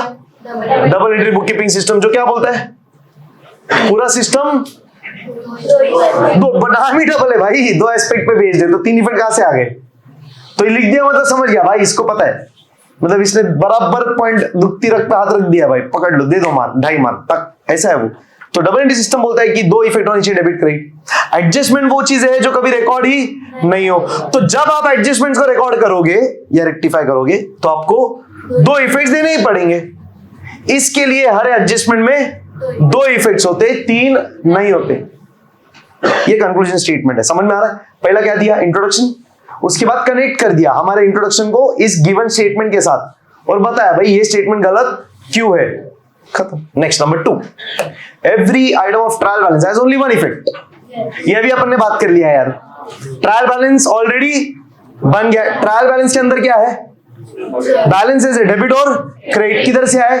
लेजर से। तो लेजर बन गया मतलब already double entry book keeping system follow हो गया है। तो इधर दो इफेक्ट नहीं करने हैं, इसी पोस्टिंग है, तो इसका सिर्फ every item of trial balance has only one effect. The answer is true. तो कैसे लिखेंगे? The given statement is true. इसको अपने हिसाब से भी बनाते हैं, ऐसे बोलते हैं this statement is true because of the following. Any of the way is possible. So the given statement is true because of the following reasons. पहला क्या? Trial balance वो statement which shows the list of debit and credit balances of all ledger accounts. So while preparing final accounts, we have to pass only one effect of every item of trial balance, either in trading account or profit and loss account या तो balance sheet. इसके लिए trial balance का सिर्फ एक effect. तो trial balance तो इधर से आया ना भाई, लेजर से। तो ट्रायल बैलेंस में होता क्या है? डेबिट वाला बैलेंसेस, क्रेडिट वाला बैलेंसेस, काय का? लेजर अकाउंट्स का। खत्म। तो ट्रायल बैलेंस को करते क्या हम? पोस्ट करते हैं किधर? Trading profit loss balance sheet में एक इफेक्ट दे करके। तो उसका एक ही इफेक्ट होता है, बराबर है, कुछ गलत नहीं। Next number 3, income due but not received, liability है। True false? बोला ट्रू या फॉल्स? इतना सोच रहे, income due but not received, true या फॉल्स, इतना सोच रहे। बहुत बढ़िया बेटा। हाँ, income due but not received liability है। लायबिलिटी नहीं है। Income due but not received, क्या दिमाग है रे बाबा रे, इतना सोचते रहे। अरे क्या है? लायबिलिटी है क्या? तो क्या है? तो इतना क्यों सोचना है? बिंदास बोलो भाई, एसेट है कि लायबिलिटी है? मतलब कुछ ऑब्जेक्टिव्स को समझना है और हमारे प्रैक्टिकल से लिंक करना है। करेक्ट। जैसे provision for bad and doubtful dates, ऐसे शब्द आने चाहिए। सेलिंग एक्सपेंसेस, ऐसे शब्द याद रहने चाहिए। तो अगर लेक्चर्स इतने अच्छे से करें, क्वेश्चंस इतने सॉल्व करें, तो ऑब्जेक्टिव वही प्रैक्टिकल पढ़ाई का, सॉल्यूशंस का एक कंक्लूजन है, ऑब्जर्वेशन है, वैसा बताओ, वैसा समझ लो आप। ऑब्जेक्टिव के वीडियो लेक्चर एक बार देखने, बार बार थोड़ी देखने। पढ़ना है, एक बार पढ़ना है समझ के, और फिर स्टार कर देना है जो इंपॉर्टेंट वाले, बस उसी पे फोकस करना है। तो जो स्टार नहीं किए वो तो भूलते जाओगे फिर तुम, वैसा थोड़ी करना है। गेटिंग? पक्का सही है ना? चलिए, तो क्या बोला है? Income due but not received, क्या मतलब? ड्यू बट नॉट रिसीव्ड मतलब पैसा नॉट रिसीव्ड मतलब मिला नहीं है, मिलने वाला है। तो लायबिलिटी है। तो क्या है? तो लायबिलिटी क्या होता है? हाँ, तो लायबिलिटी वो पैसा है जो जाने वाला है। But income due but not received वो इनकम है जो वन वर्ड जो अर्नड है। Income due but not received वो इनकम है जो अर्नड है, नॉट रिसीव्ड है। हमने कमाया है, मिला नहीं है। तो ये वो पैसा है जो मिलने वाला है, और जो पैसा मिलने वाला होता है वो लायबिलिटी होता है क्या? पहले लिख दिया, लायबिलिटी वो है जो जाने वाला है, पर ये वो इनकम है जो मिला नहीं, मिलने वाला है। तो ये तो एसेट हुआ। Therefore income due but not received is not a liability, it is an asset. Simple, वो एसेट है वो। ऐसा रीजन लिखना है भाई, और क्या ही लिखना है इसमें। देखो भाई, the given statement is false because of the following reasons. Why it is false? Liability क्या है? Amount which is payable, but income due but not received is that part of income which is receivable in future, and hence it is an asset for the business. तो liability तो वो पैसा है जो payable है, but income due but not received ये तो वो है जो रिसीवेबल है, इसलिए वो एसेट है। So income due but not received is an asset and not a liability. जैसे income due but not received ये लायबिलिटी है। तो पहले तो ये बताओ लायबिलिटी क्या होता है और वो इससे कनेक्टेड क्यों नहीं है। मिल गया आंसर। हर चीजों में यही है, एक स्टेटमेंट है, उसका कंक्लूजन है। बोल रहे ये ऐसा है कि नहीं। अगर ये ऐसा है तो बताओ क्यों है, और अगर ये ऐसा नहीं है तो बताओ क्यों नहीं है। तो ऐसा नहीं बोल सकते ये ऐसा है तो है, और एग्जाम में सिर्फ ट्रू फॉल्स लिखने का मार्क्स ही नहीं है। तो कुछ लोगों को ऐसा भी लगता है ट्रू और फॉल्स लिखता है, एक मार्क तो दे दे। It is clearly mention, you need to write true और false with reasons. You write reasons, you write it on your way ना, मिलेगा मार्क्स, कोई टेंशन नहीं। और ये सारे ऑब्जेक्टिव्स में फुल मिलता है, ऐसा नहीं कि वन सेंटेंस में फुल नहीं मिलता। They will not check. Again, they are not going to check your English. ये accounting subject. It is not English or grammatical subject. जहाँ पे they are going to check your पूरा sentence formation वगैरह. They will check your conceptual clarity, conceptual knowledge. आप वो शब्द लिखो. आपने अगर वो तोड़ मरोड़ के भी अगर sentence में बना के डाले, वो समझ जाएंगे आपकी भावनाएं क्या है. फिर next, number 4. Goodwill is not a fictitious asset. देखो भाई, ये समझ लेते. फिक्टिशियस एसेट में दो है, टेंजिबल. टेंजिबल मतलब वो जो दिखता है, जैसे ये पैनल टेंजिबल एसेट दिखता है भाई, फील कर सकते हैं, यूज कर सकते हैं, टेंजिबल है. गुडविल वो है, वो दिखता थोड़ी भाई. गुडविल मतलब अपने बिजनेस का रेपुटेशन, नाम. 12th वाले स्टैंडर्ड में आप देखोगे कैसे गुडविल को कैलकुलेट किया जाता है. तो गुडविल तो उस बिजनेस का ज्यादा होगा जिसका प्रॉफिट ज्यादा है. तो बहुत ज्यादा जो प्रॉफिट कमाएगा उसका गुडविल ज्यादा होगा. सिंपल सी बात है. बिजनेस का मतलब ही प्रॉफिट होता है भाई. तो बिजनेस सेवा भाव से नहीं है. बिजनेस का तो ऑब्जेक्टिव ही प्रॉफिट मेकिंग है. तो जो ज्यादा प्रॉफिट कमा रहा है उसका सेल्स ज्यादा है, नहीं, उसका एफिशिएंसी ज्यादा है, तो प्रॉफिट ज्यादा है, तो नाम ज्यादा है. तो गुडविल वो एसेट है जो हम देख नहीं सकते. ये एक्चुअली प्रैक्टिकली एसेट है ही नहीं है, तो थियोरेटिकल कॉन्सेप्ट है. तो जो एसेट्स इंटेंजिबल होती है उसको बोला जाता है फिक्टिशियस. फिक्टिशियस मतलब unreal. It is not real. उसका फिजिकल एग्जिस्टेंस ही नहीं है. हकीकत में कुछ खरीदा हुआ चीज है ही नहीं. ये तो हमने बनाया हुआ चीज है, मनगढ़ंत वाला. हमने बोला हमारा गुडविल इतना है, दूसरा बोलेगा मेरा गुडविल इतना है. प्रूफ क्या है? सब ख्याली पुलाव है भाई. हमारा प्रॉफिट इतना है तो हमारा गुडविल इतना हुआ. तो प्रॉफिट पे बेस्ड है, और प्रॉफिट फिक्स्ड होता है, फ्लक्चुएटिंग होता है. तो हर साल गुडविल बदला जा सकता है? नहीं बदला जा सकता है. इस साल जो बेस्ट परफॉर्म करेगा वो बिजनेस का गुडविल बढ़ेगा. अगले साल जो बिजनेस कम परफॉर्म करेगा उसको गुडविल घटेगा. सिंपल है. एसेट ऐसा होता है, कभी भी बढ़ता है, कभी भी कम हो जाता है.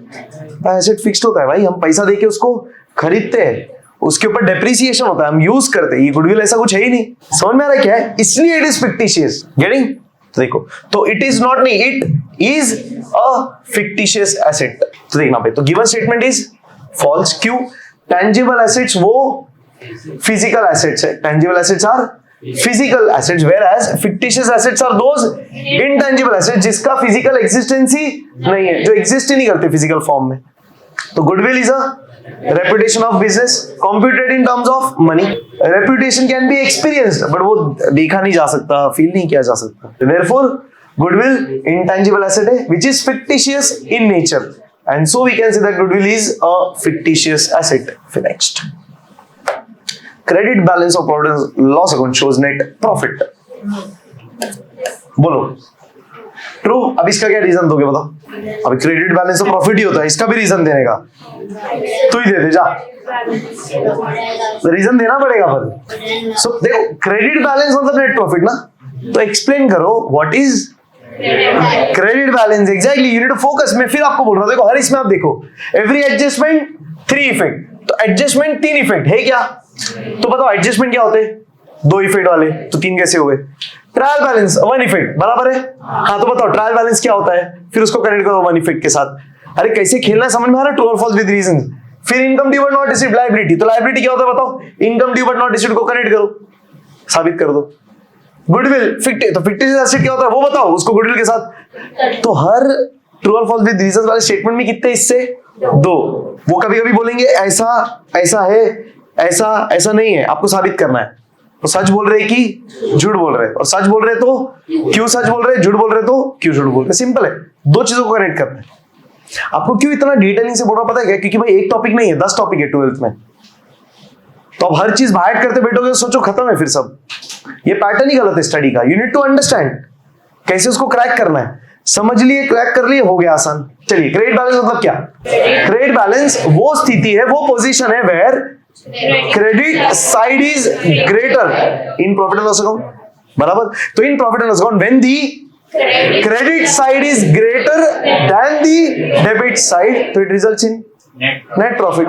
Because credit side is income वाला side, debit side is expense वाला साइड. बस यही लिखना है, और क्या लिखना है? देखो, the given statement is true. क्यों भाई? In the profit and loss account when the total of credit side माने income side is greater than the total of debit side, it is known as net profit. That is credit balance of profit and loss account. And credit balance is a situation where credit side, that is income side, is greater, which results in net profit. So we can say that credit balance shows net profit. तो पहले explain किया net profit क्या है, फिर explain किया credit balance क्या है. तो वही करना है ना. क्रेडिट बैलेंस को कनेक्ट करना है किसके साथ? तो नेट प्रॉफिट एक्सप्लेन किया कैसे मिलता है, क्रेडिट बैलेंस बताया क्या होता है, कनेक्ट कर दिया कि दोनों का संबंध ये वो है। तो नेट प्रॉफिट तभी मिलेगा जब क्रेडिट साइड ज्यादा है, और क्रेडिट बैलेंस का ही मतलब होता है कि क्रेडिट साइड ज्यादा है। तो नेट प्रॉफिट यही है और क्या है। चलो ठीक है, डन। यस, 2 मिनट अच्छे से रिकैप ले लो एक बार। फिल इन द ब्लैंक्स, यहाँ पे ऑप्शंस नहीं है तो हमको लिखना है, और इसमें एग्जाम में अगेन पूरा सेंटेंस लिखना है ये केस में, यस, और अंडरलाइन करना है। तो चलो देख लेते हैं। तो gross profit is transfer to obviously product. कैसे ग्रॉस प्रॉफिट किधर मिलता है, कौन से अकाउंट में? ट्रेडिंग अकाउंट में। क्या लिखते हैं ग्रॉस प्रॉफिट के लिए, टू या बाय? भाई देखिए ऐसी छपरी है, सोचने का बोल रहे हैं हम। ग्रॉस प्रॉफिट कब मिलेगा? क्रेडिट ज्यादा है तो डेबिट माइनस किया, लिखा to gross profit carried down, बन जाएगा by gross profit brought down किधर? Profit and. तो ग्रॉस प्रॉफिट किधर ट्रांसफर होता है? प्रॉफिट एंड लॉस में। प्रॉफिट एंड लॉस में क्या मिलेगा? Net profit. वो किधर जाएगा? कैपिटल में। Simple. So gross profit trading से, हाँ पूरा बोलेंगे, बोलो। ग्रॉस प्रॉफिट ट्रेडिंग से प्रॉफिट एंड लॉस, फिर net profit profit and loss से कैपिटल, और लास्ट में बैलेंस शीट टैली। तो gross profit is transferred to profit and loss account.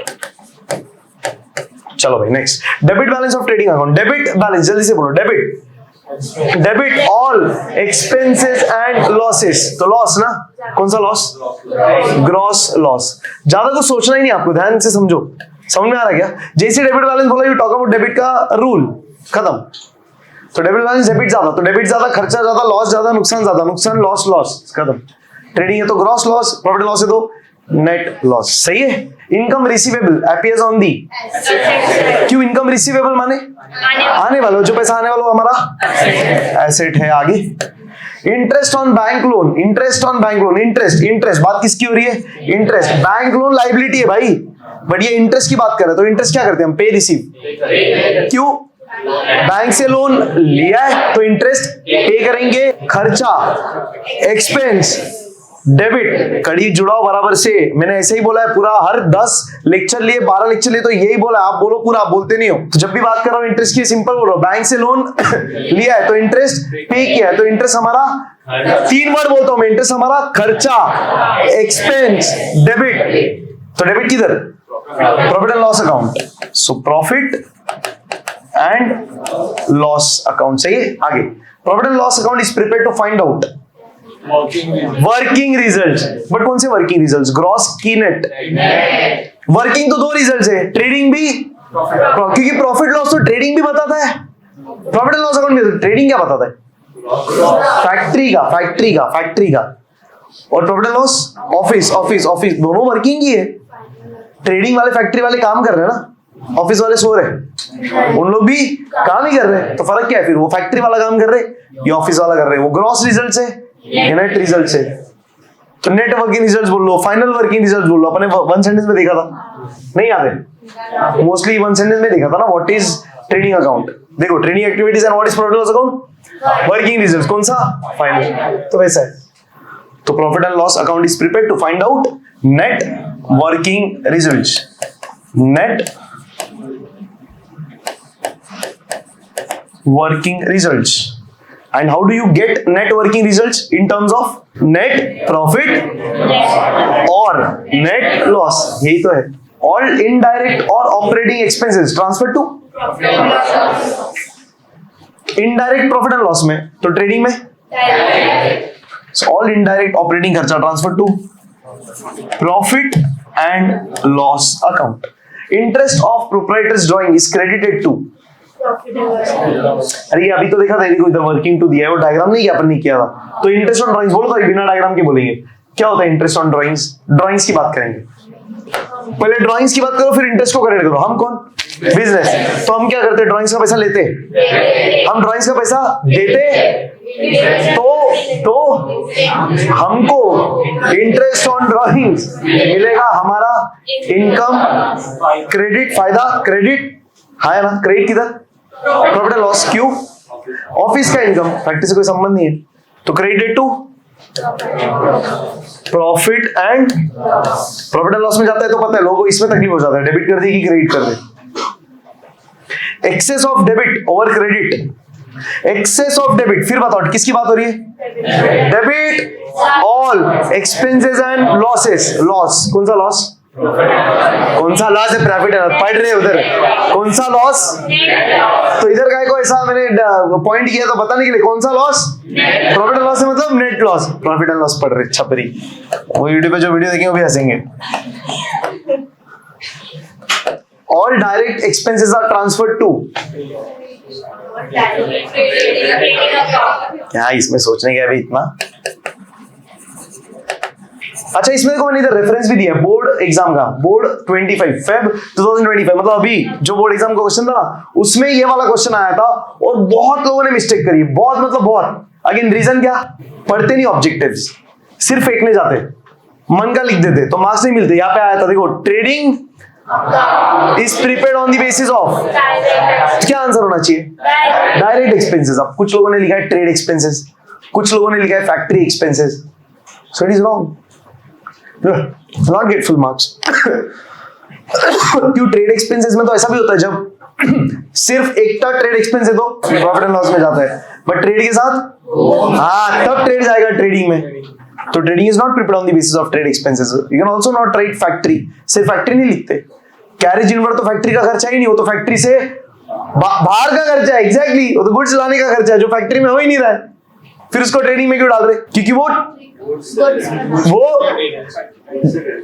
तो क्या वन वर्ड डायरेक्टली रिलेटेड है, करेक्ट, प्रोडक्शन से। तो फैक्ट्री का नहीं भी तो वो तो सिंपल करने के लिए अपन बोलते हैं भाई factory office, but it is not just factory office, it is goods बनाने तक का खर्चा, तो वो खर्चा दैट इज डायरेक्ट। तो डायरेक्ट एक्सपेंस ये बहुत मैजिकल वर्ड है, ये एक्चुअल वर्ड है, बट वो डायरेक्ट एक्सपेंस समझाने के लिए वो चीज बोलनी पड़ती है भाई फैक्ट्री ऑफिस, तो समझ थोड़ी आएगा। जब हम पहली बार फाइनल अकाउंट्स पढ़ रहे नहीं समझेगा भाई, वो थियोरेटिकल लगेगा, डायरेक्ट और इनडायरेक्ट की बात करेंगे तो ऐसी चीजें टेस्ट हो जाती है यहाँ पे। और 12th के बुक में ऐसा क्वेश्चन ही नहीं है, ये क्वेश्चन है बट किसमें है? वो एमसीक्यू में है, 4 ऑप्शंस वाले में। तो बोर्ड वाले ने क्या किया, 4 ऑप्शन वाला क्वेश्चन उठा के फिल इन द ब्लैंक्स में डाल दिया, धप्पा। और धप्पा मतलब ऐसा धप्पा, एक लिख रहा ट्रेड, आगे भी ट्रेड, उधर भी ट्रेड, उधर भी ट्रेड, पूरे एग्जाम हॉल में trade trade trade trade trade. पर करिए भाई, मतलब बीइंग अ टीचर ना, जब एक ऑनलाइन स्टूडेंट लिखता है कि सर मैं जितने भी 11th के मेरे कॉलेज के एग्जाम्स दिए मैंने अकाउंट्स पढ़ा ही नहीं है सर, मैं बिना पढ़े गया हूँ एग्जाम्स में, बिना पढ़े लिटरली सर, सिर्फ आधा घंटे एक बार ऐसी जस्ट मैंने झाड़ी मार दिया फटक से, स्टार मार्किंग देखा है, सिर्फ आधा घंटा स्टार मार्किंग देखा है और जाके मैंने एग्जाम दिया और सर मेरे को हमेशा फुल मिला है। फर्स्ट आया उसका खुशी नहीं है, फुल मिला उसका खुशी है। तो जब एक टीचर को ये सुनने मिलता है ना, तो मेरे को ऐसा लगता है कि हाँ भाई मेरा धर्म शायद मैं निभा रहा हूं अच्छे से, बट वो टाइम पे पूरा ये भी लगता है कि साला एक कर रहा है तो बाकी क्यों नहीं कर रहे। तो he is not getting full because he is very scholar और extra talented, he is getting full because he is involving into this. दोनों है, आप इन्वॉल्व हो जाओगे, इवॉल्व हो जाओगे। इवॉल्व होना मतलब बेहतर बनना। चलो ठीक है, बैलेंस शीट इज व्हाट। अभी ये कुछ चीजें इंपॉर्टेंट है, ऐसी ये चीजें करेक्ट, ये चीजें आपको ध्यान रखनी, जैसे ये है, फिर नेटवर्किंग रिजल्ट्स है, ऐसे वर्ड्स है ना बहुत अपन रेयर यूज करते हैं, बट अगर मैंने यूज करा है, तो अगर आपने बहुत ज्यादा ध्यान से अच्छे से करा है तो फिर ये आंसर्स मिलेंगे। तो balance sheet is what actually, हाँ दो ही होता है ना, अकाउंट होता है या तो बीआरएस क्या है, जर्नल क्या है, अकाउंट है, जर्नल क्या है, अकाउंट है बोल रहे, जर्नल क्या है, स्टेटमेंट है, स्टेटमेंट ऑफ एंट्रीज है, अकाउंट थोड़ी। अकाउंट मतलब टी फॉर्मेट, ट्रायल बैलेंस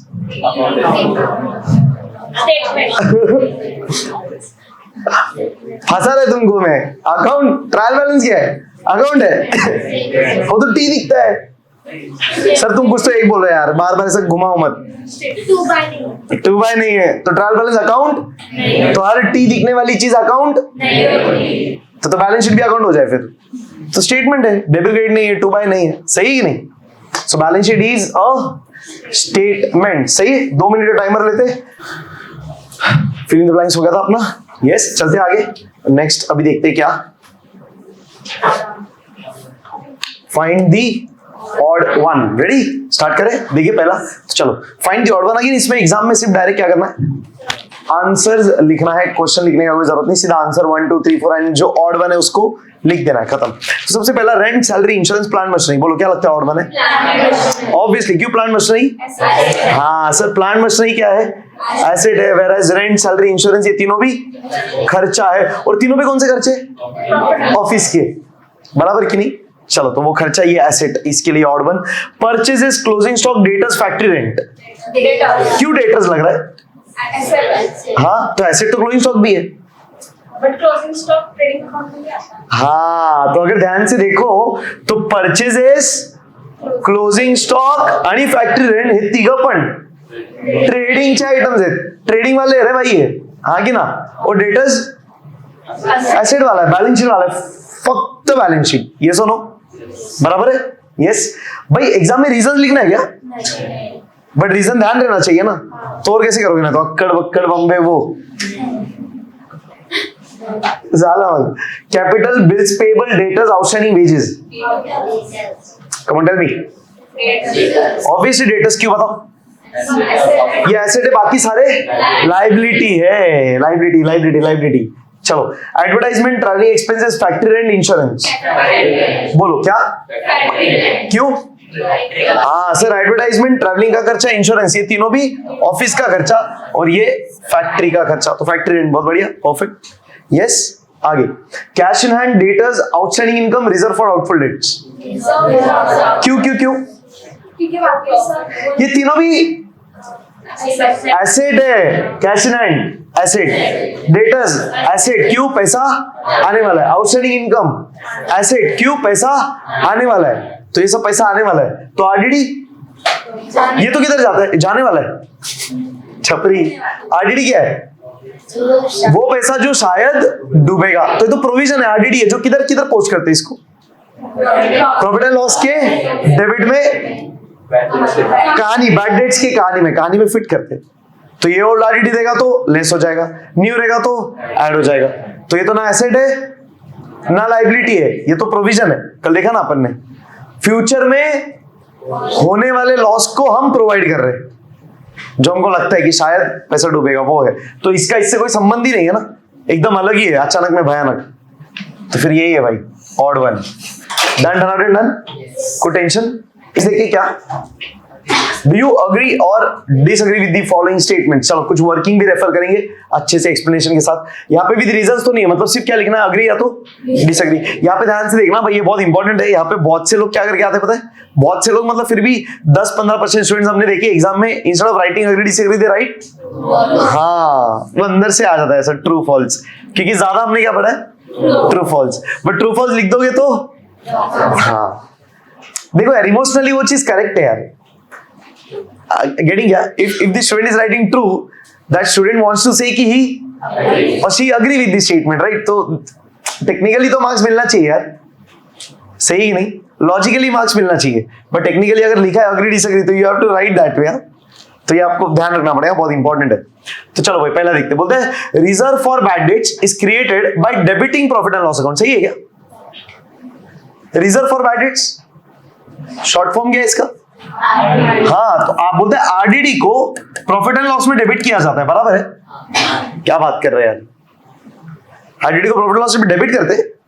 पक्का? अरे याद है क्या कहानी? कौन सा अकाउंट बोल रहा? Bad debts.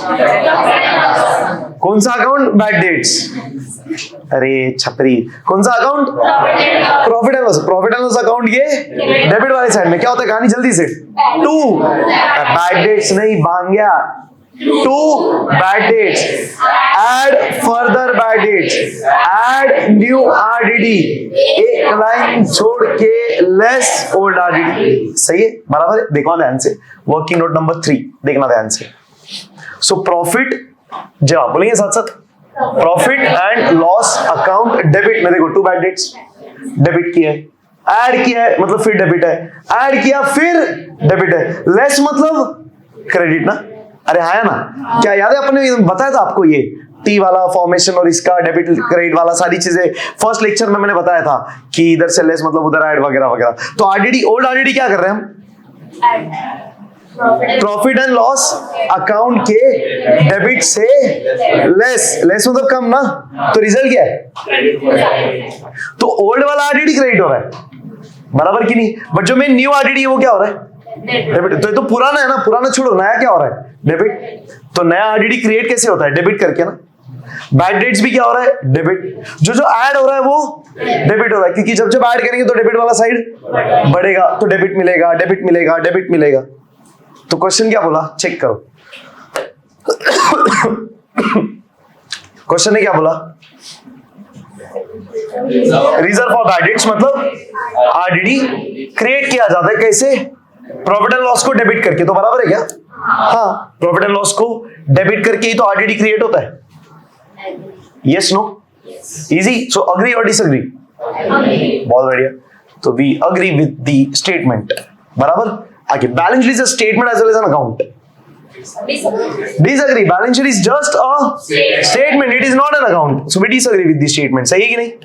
आगे, indirect expense debited to trading account. खट्टा खट बोलने आया, तड़तड़ी बोलना चाहिए ऐसा सब। अग्री कि डिसएग्री? सोचिए रे। अरे बांगे लोग कैसे रे?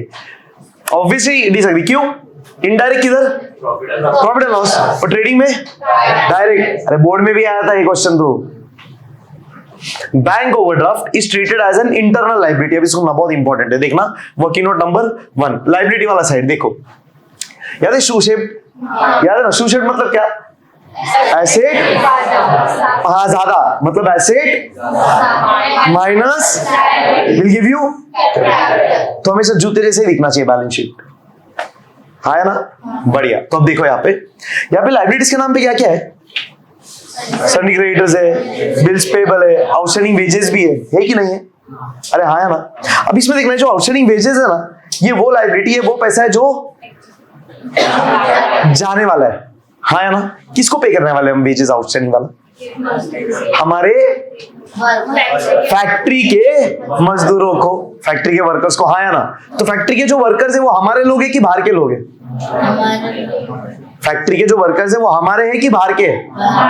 बाहर के, बाहर वाले हमारे। अरे फैक्ट्री के जो एम्प्लॉइज है, ऑफिस के जो एम्प्लॉइज है, वो इंटरनल लोग हैं कि बाहर के लोग हैं? अच्छा इंग्लिश क्या, अच्छा इंटरनल बोला तो फटक से समझ गया, इंटरनल। तो फैक्ट्री के जो मजदूर होते हैं, एम्प्लॉइज होते हैं हमारे बिजनेस के, वो हमारे लोग होते हैं कि बाहर के लोग होते हैं? हमारे है ना भाई। क्यों?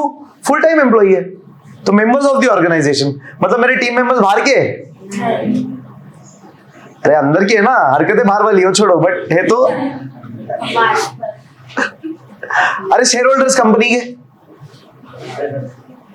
इंटरनल एक्सटर्नल, हमारे अंदर वाले बाहर वाले, जो कंपनी के साथ कंटिन्यू जुड़ा हुआ है बिजनेस के साथ, इंटरनली बिजनेस के अंदर एक पार्ट ऑफ बिजनेस ऑर्गेनाइजेशन है, तो वो इंटरनल लोग हैं। तो देखना ध्यान से समझना मैं क्या बोलना चाह रहा हूं।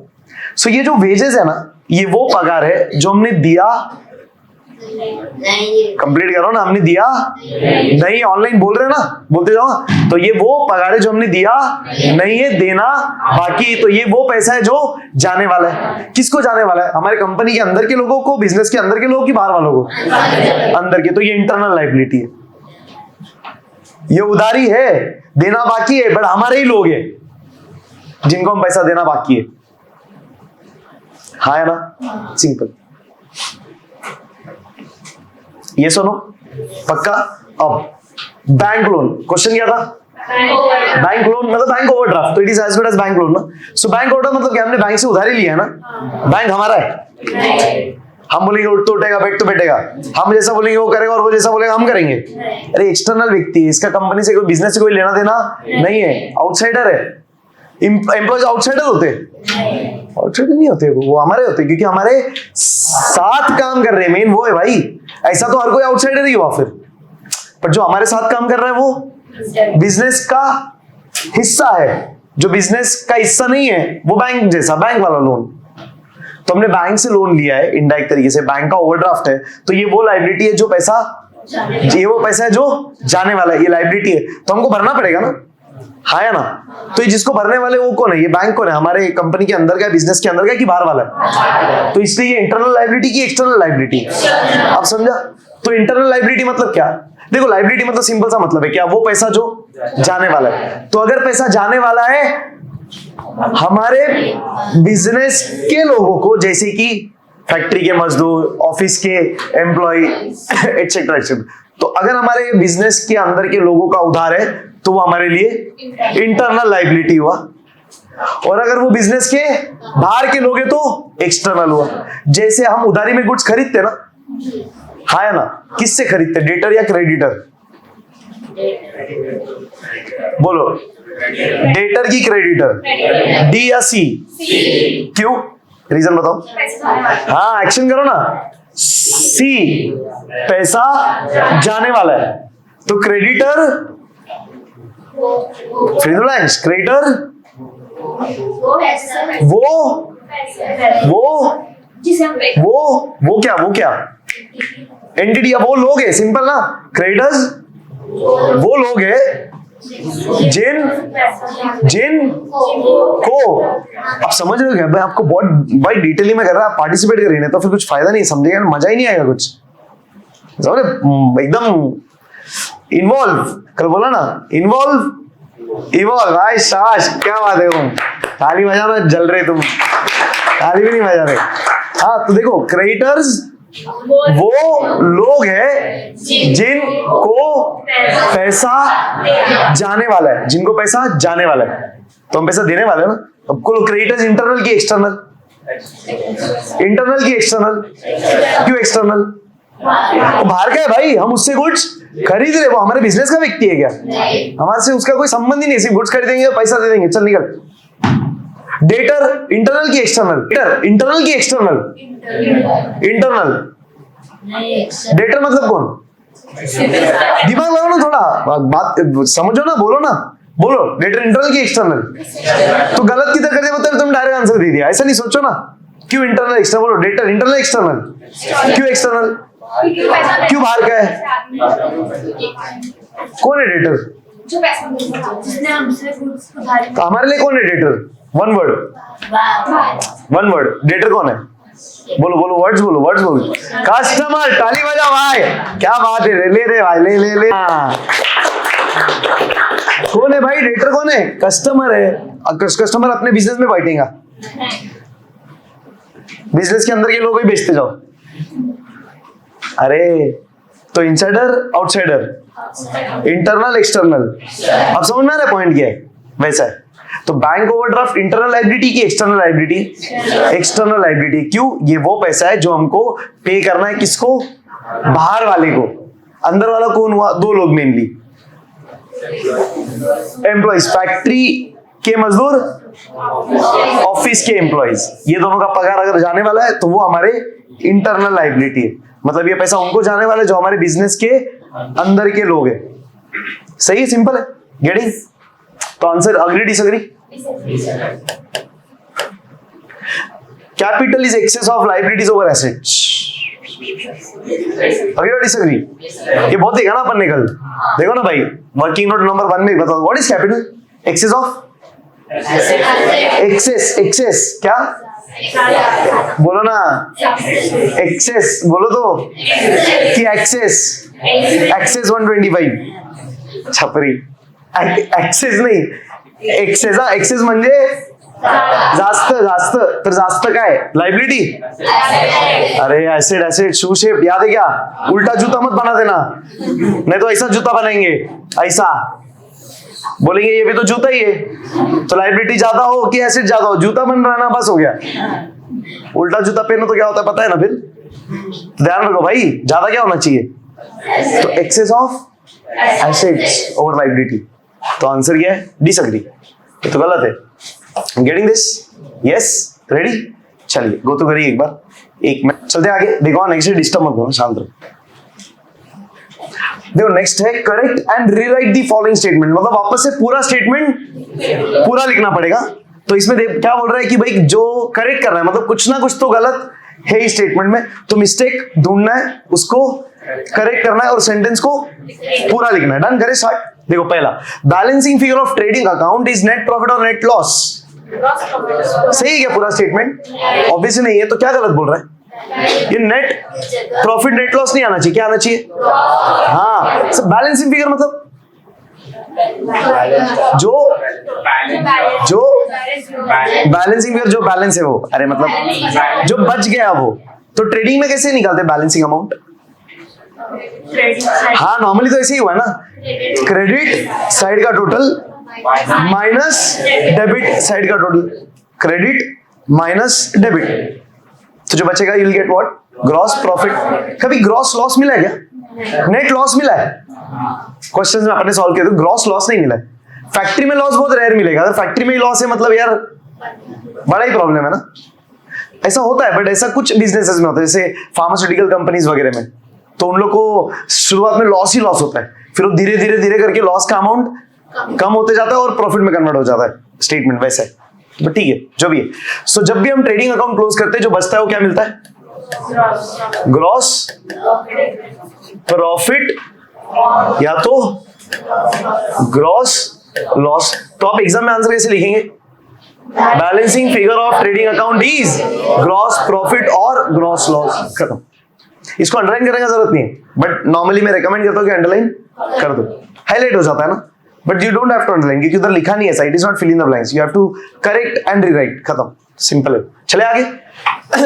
All direct expenses are debited to profit and loss account, so all direct expenses are debited to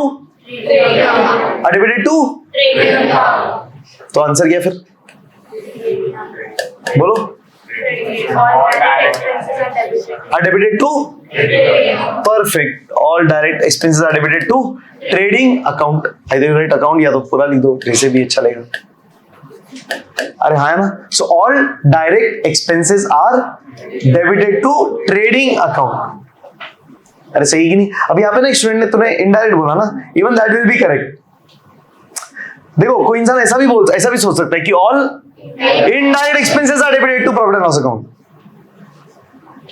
अरे बात समझ में आ रहा है? तो writing this is also correct, सही है। इस बार तो मैं और एक सेशन लूंगा, ये एक आपको वीडियो भी भेजूंगा जिसमें ना 12th का पूरा बोर्ड का मॉडल आंसर पेपर है। तो उसमें ये दिया हुआ है कि मतलब बोर्ड कुछ इंस्ट्रक्शंस देता है कि पेपर को कैसे चेक करना है और मार्किंग्स कैसे डिस्ट्रीब्यूट करना है।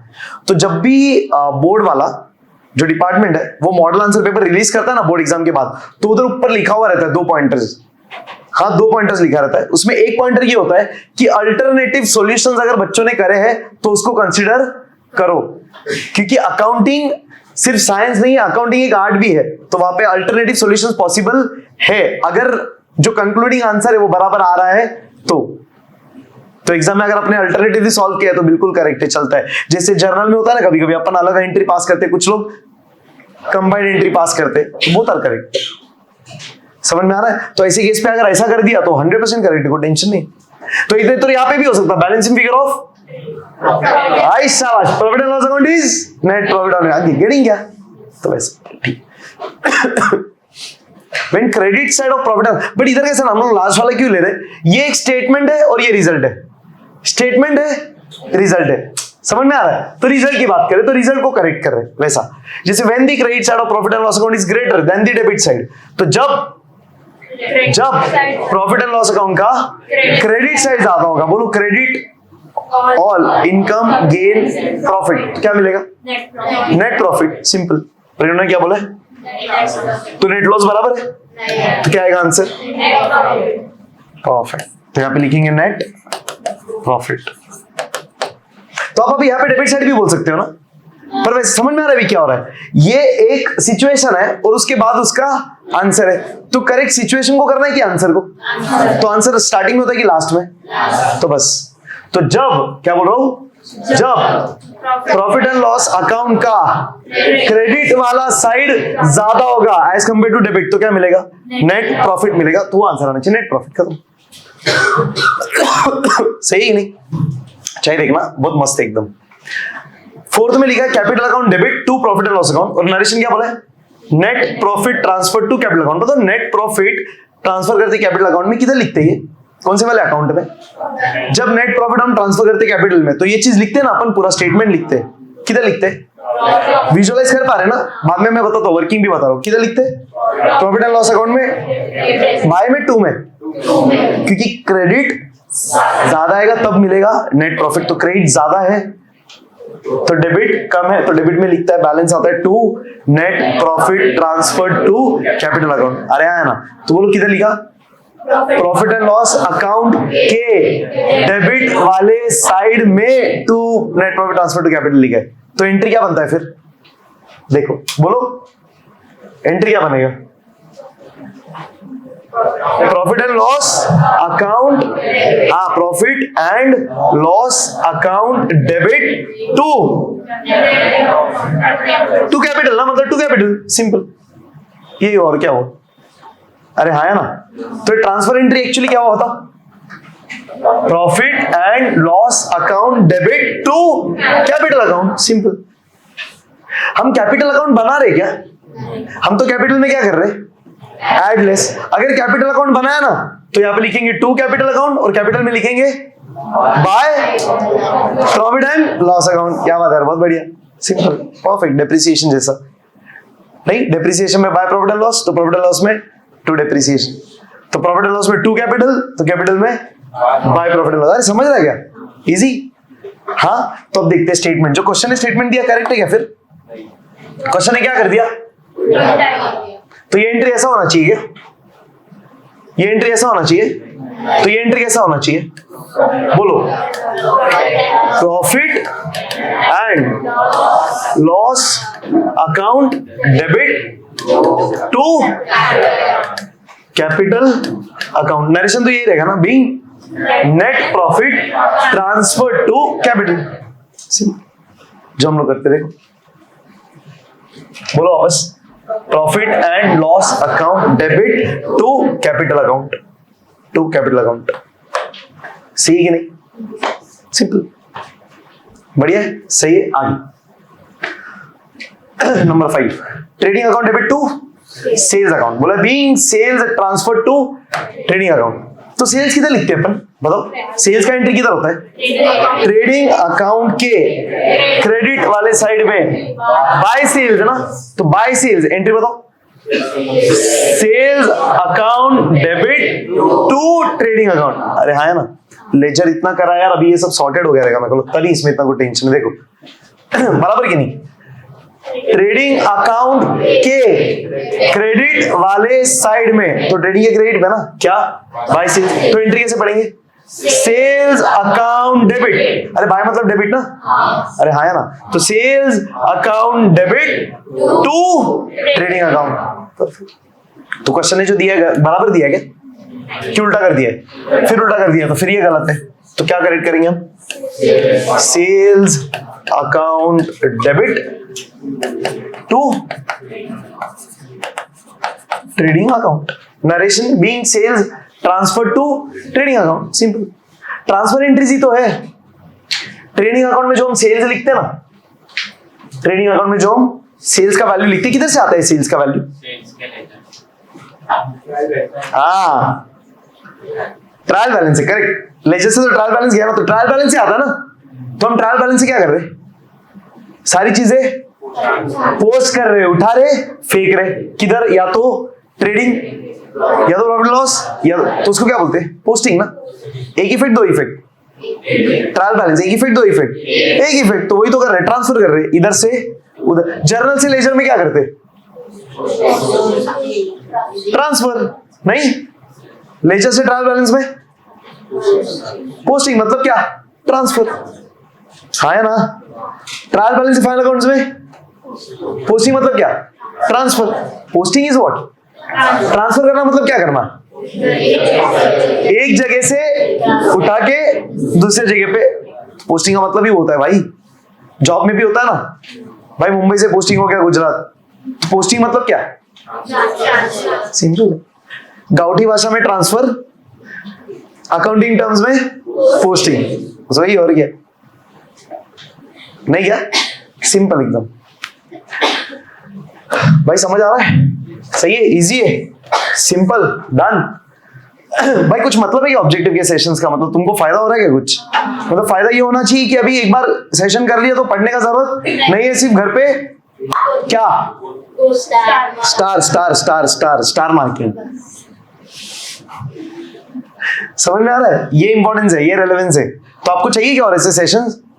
तो रिवर्स में जा जाके लेके अपन जो डिप्रिसिएशन वगैरह की फाइनल अकाउंट्स भी बस है सिर्फ, आपको फुल सिलेबस रहेगा मोस्टली शायद ना, ठीक। तो कोशिश करेंगे जितना कवर कर पाए कवर कर लेंगे, है ना। चलो ठीक, गो तो करेंगे एक बार, 1 मिनट टाइमर।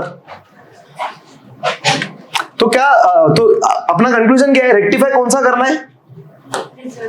हाँ, स्टार्टिंग वाला कि एंड वाला? एंड वाला, क्योंकि स्टार्टिंग वाला सिचुएशन है, बोलता है ऐसा ऐसा हुआ तो ये, ऐसा ऐसा हुआ तो ये, तो रिजल्ट को रेक्टिफाई कर लो ना, सही कि नहीं? चलिए बढ़िया। चलो डन। सुनिए सुनिए ध्यान से सुनिए, ये वाला जो कैटेगरी है ऑब्जेक्टिव्स का, ये बहुत इंपॉर्टेंट है। और ऐसा समझो, मैं पता है हमेशा बोलता हूँ कि जब भी अपन क्वेश्चन सॉल्व करते तो हमेशा मेन सॉल्यूशन के बाद क्या बनाना चाहिए? Working note. अब वर्किंग नोट बोर्ड एग्जाम्स में कंपलसरी बिल्कुल भी नहीं होता, working note it is not compulsory, but क्यों करना चाहिए?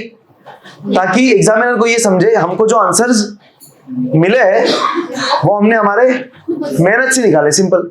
दूसरा, वर्किंग नोट का बेनिफिट अपने लिए भी है, एक तो ये एग्जामिनर को है इंडिकेशन कि हमारे को ये अमाउंट हमारे मेहनत से मिल रहा है।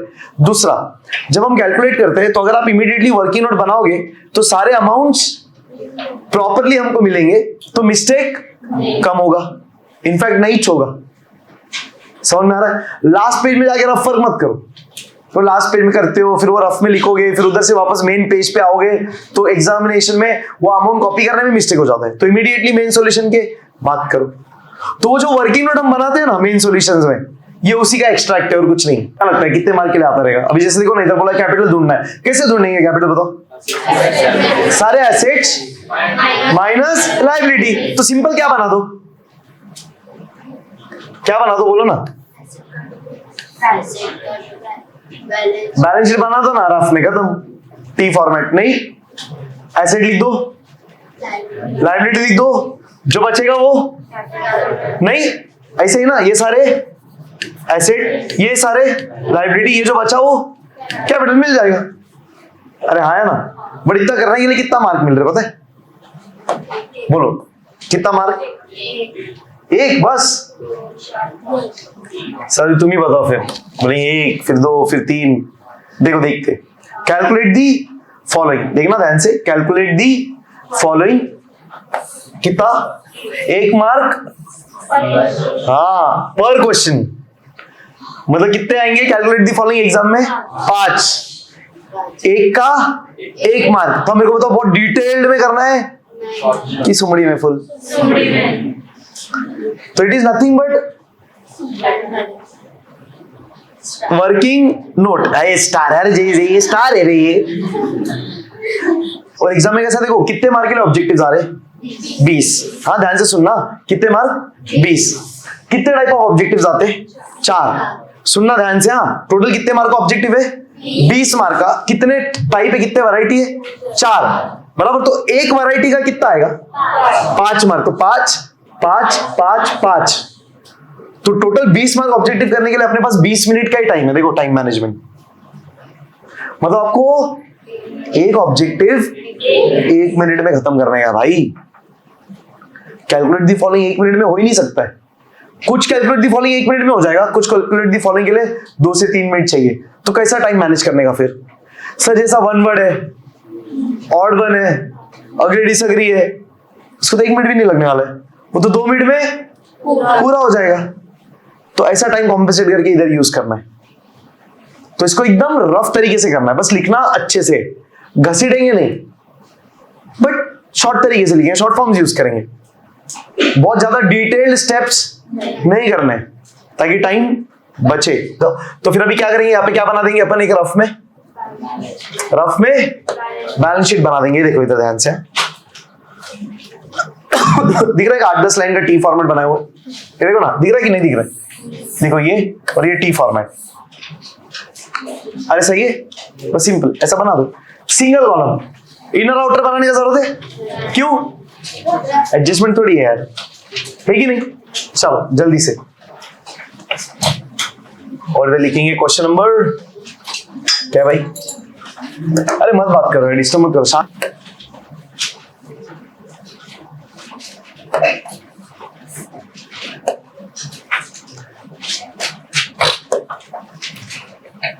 So question number 9.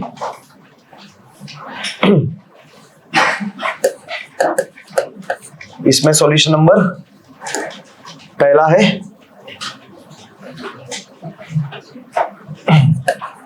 तो आंसर फर्स्ट, जिसमें हम क्या बना रहे हैं, इन द बुक्स ऑफ वगैरह कुछ लिखेंगे, एज ऑन वगैरह कुछ लिखेंगे, कुछ दिया ही नहीं हो, सब क्यों करना है, रफ में सिर्फ अपने को बनाना है कि नहीं।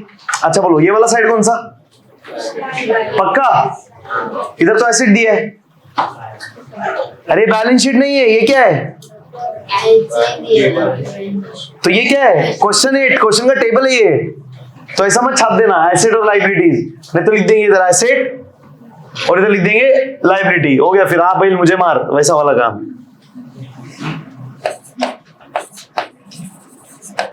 ध्यान से रहे, ध्यान से,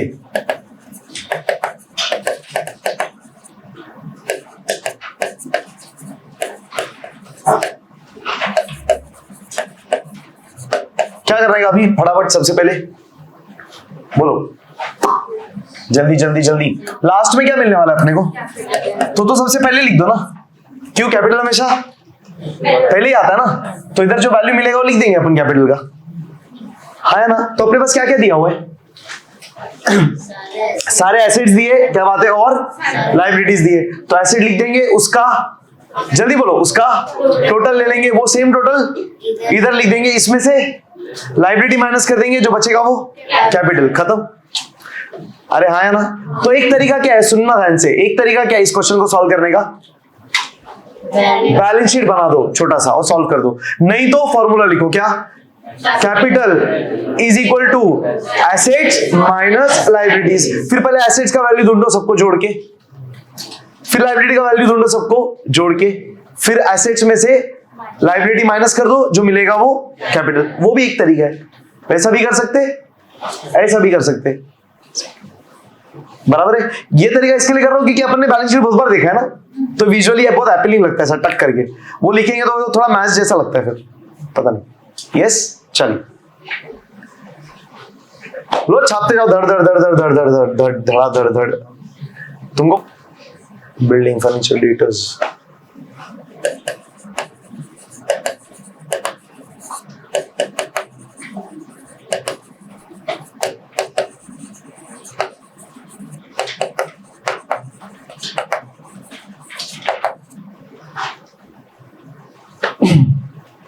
कैशर बैंक प्लांट केमिस्ट्री,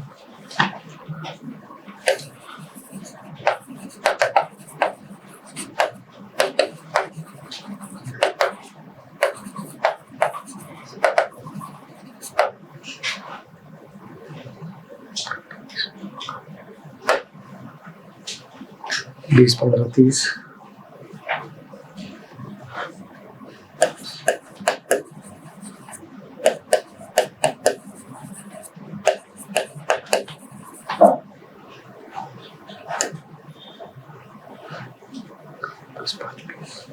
ये दिख रहा है, राइट अलाइनमेंट है ये,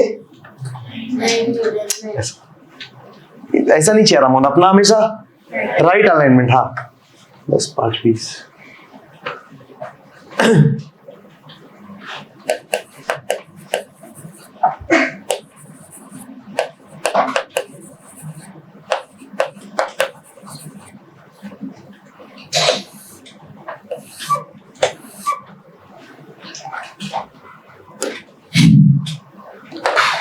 Bills payable, creditors, outstanding wages.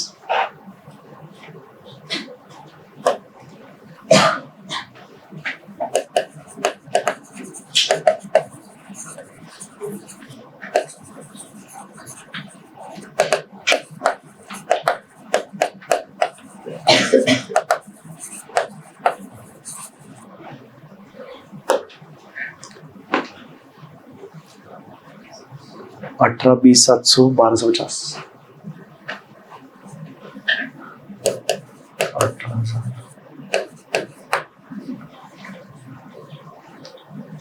बीस 700 1250, 20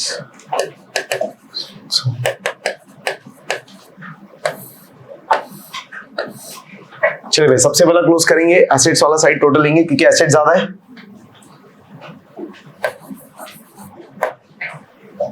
5 5 10, 1 3 4 5 6 7 8 9 10, 1 लाख आ रहा है क्या? बढ़िया। तो एसेट्स आ रहा है 1 लाख। चलो कैसे ढूंढेंगे कैपिटल, जल्दी बताओ। ये तीनों में एक ऐसा अमाउंट ऐड करेंगे कि टोटल आना चाहिए 1 लाख रुपया। याद है ना अपना एक टेक्निक, वो टेक्निक का रेफरेंस डाल देना यार जरा याद से कंप्यूटर जी, सही है? तो एक टेक्निक है भाई जिधर मैंने बताया कि कैसा बैलेंसिंग वैल्यू फाइंड करना है, तो उसका एक वीडियो लिंक आपको मिल जाएगा इधर आई बटन में, आप देख लेना। तो उसको याद से आप देखिए तो आपको समझ आएगा कैसे शॉर्टकट ट्रिक से इधर का इधर बैलेंसिंग वैल्यू फाइंड करना है। तो चलो भाई बताओ 5 में बोलो ना, तो लास्ट तो 0 है ना, तो 0 में क्या जोड़ेगी? 0 है, तो 0 में 0 जोड़ेंगे तो 0 आ जाएगा। फिर इधर बोलो 5 में क्या जोड़ेगी? 0 है, 5, तो 5 में जोड़ा 5 तो आया 10 और 1 कैरी, इधर ही कैरी करो ना 1 क्योंकि ये ले रहा ना। तो चलो जल्दी 1 और 7 8 और 2 10 में क्या जोड़ेगी? 0 है, 0, तो 10 में जोड़ा 0 तो आया, हाँ 10 में जोड़ा 0 तो आया 10, 1 कैरी, ध्यान से 1 और 8 9 और 1 10 में क्या जोड़ेगी? 0 है, 0, तो 10 में जोड़ा 0 तो आया 10, 1 कैरी, बहुत बढ़िया। 1 और 1 2 और 2 4 में क्या जोड़ेगी? 10 आ जाए, खत्म, कैरी भी करने की जरूरत नहीं, आ गया 60,050। Yes, this the amount of capital. अभी आपको लिखने का भी जरूरत नहीं है, ये बना दिया, खत्म हो गया, आगे सिंपल। नेक्स्ट देखते हैं भाई क्या बोला है, ध्यान से। बोलते मशीनरी है 35,500 का, खरीदा 1 जुलाई को, and on the same day 4,500 रुपया स्पेंड किया इंस्टॉलेशन पे। तो ये तो अपन ने देखा, फटक से क्या करना चाहिए भाई, ये दोनों को ऐड, तो ऐड करेंगे तो कितना आएगा? इतना सिंपल है भाई, 500 जोड़ दो ना इसमें, 36 और 4 40,000। क्या है 40,000? मशीन का कॉस्ट। एक वर्ड बोलो, डेप्रिसिएशन वाले इसमें पड़ा है, वन वर्ड टर्म, हाँ वन वर्ड टर्म और फ्रेज, क्या बोलते हैं? Original cost, OC organisation of commerce बोलेंगे। Proprietor has decided to depreciate machinery at the rate of 7%, ठीक है। बोलते हैं calculate the amount of depreciation ढूंढना है, assuming that accounting year ends on, आम्हाला शिकवतो, आम्हाला माहिती है accounting year ends on, assume करेंगे कि इंप्लाइड है, ऑब्वियस सी बात है क्योंकि अभी सब कुछ पार पे है। कैसे निकालेंगे भाई डेप्रिसिएशन? 40,000 पे 7% के हिसाब से पूरा 12 महीना, वो तो करना ही नहीं ना, सीधा 40,000 into 7/100 बस।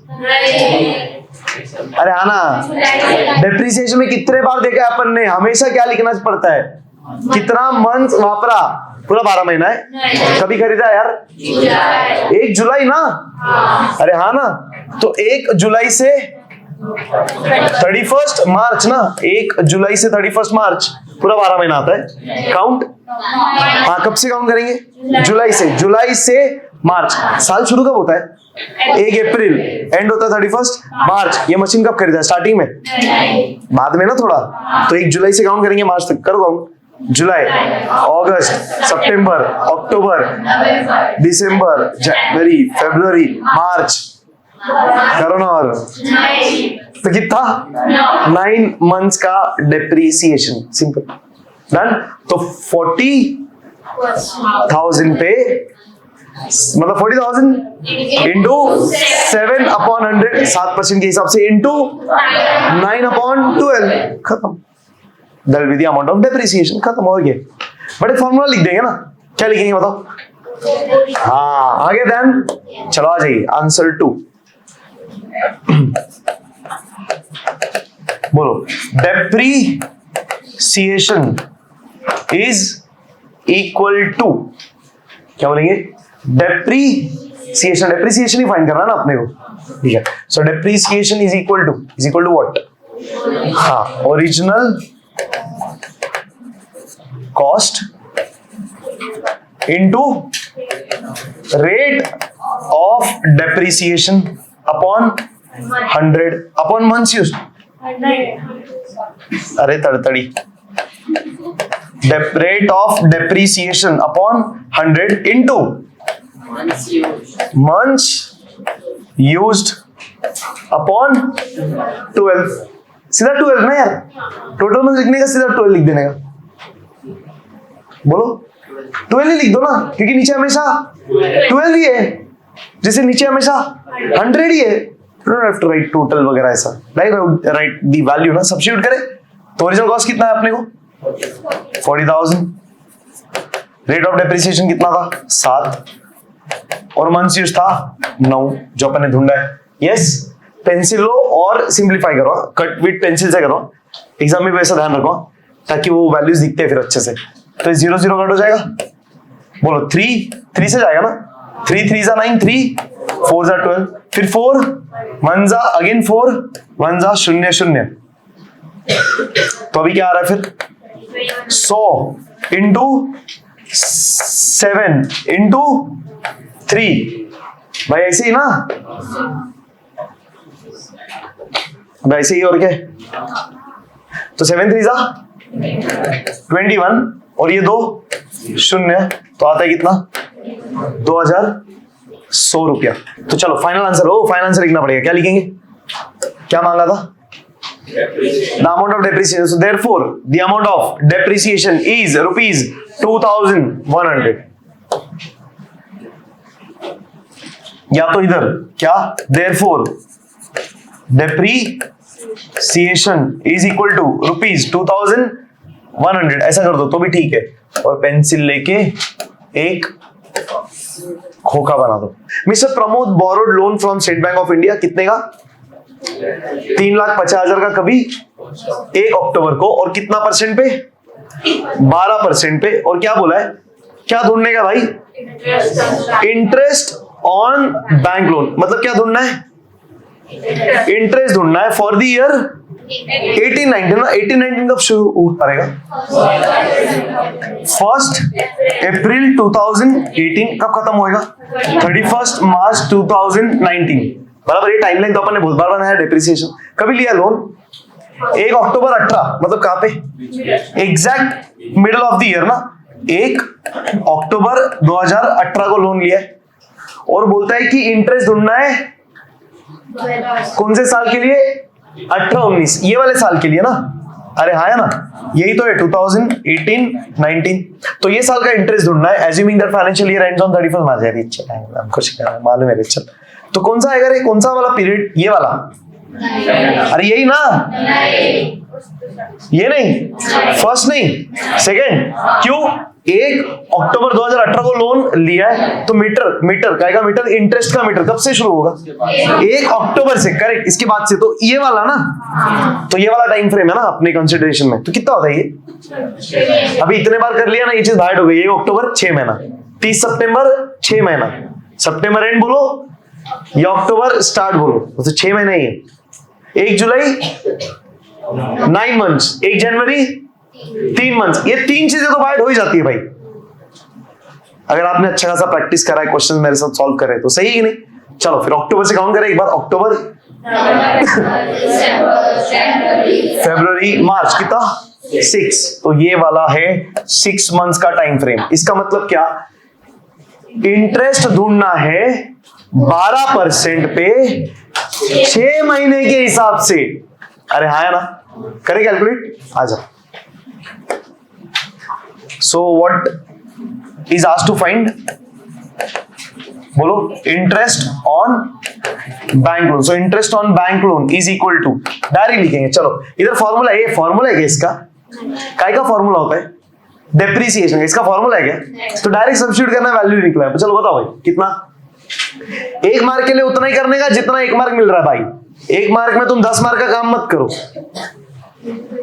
सही है ना, कॉस्ट बेनिफिट, जितना बेनिफिट मिल रहा है उतना ही खर्चा करने का। चलो बोलो भाई कितना रुपया, 3,50,000 का लोन है ना, सो 3,50,000 के लोन पे कितना परसेंट इंटरेस्ट था रे, अभी तो देखा 12% ना, देखा ना 12% इंटरेस्ट, तो इंटू 12/100, कितने महीनों के लिए, 6 महीनों के लिए, तो इंटू 6/12, चलो करो सब्स्टिट्यूट, 0 0 कट, 12 कट कर दो ना डायरेक्ट, है कि नहीं, अब 3,500 इंटू 6, चलो भाई 3500 इंटू 6 006 5 जा 30 3 कैरी 6 3 जा 18 19 20 21 21,000 आ रहा है. So what is 21,000? Interest on bank loan. So therefore, interest on bank loan is equal to rupees 21,000. खोका.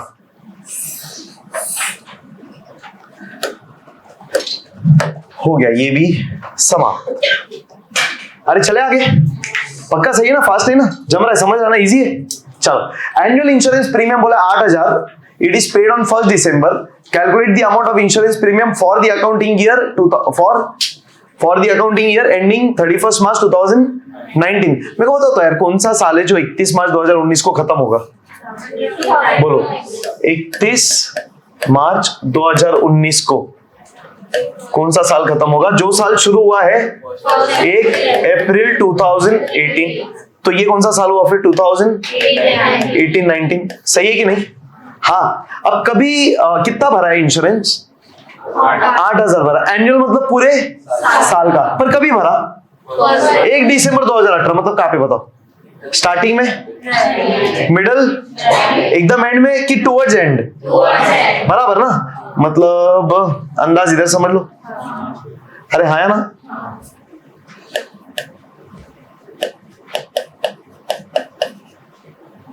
इधर ना क्या 1 दिसंबर 2018. सही है.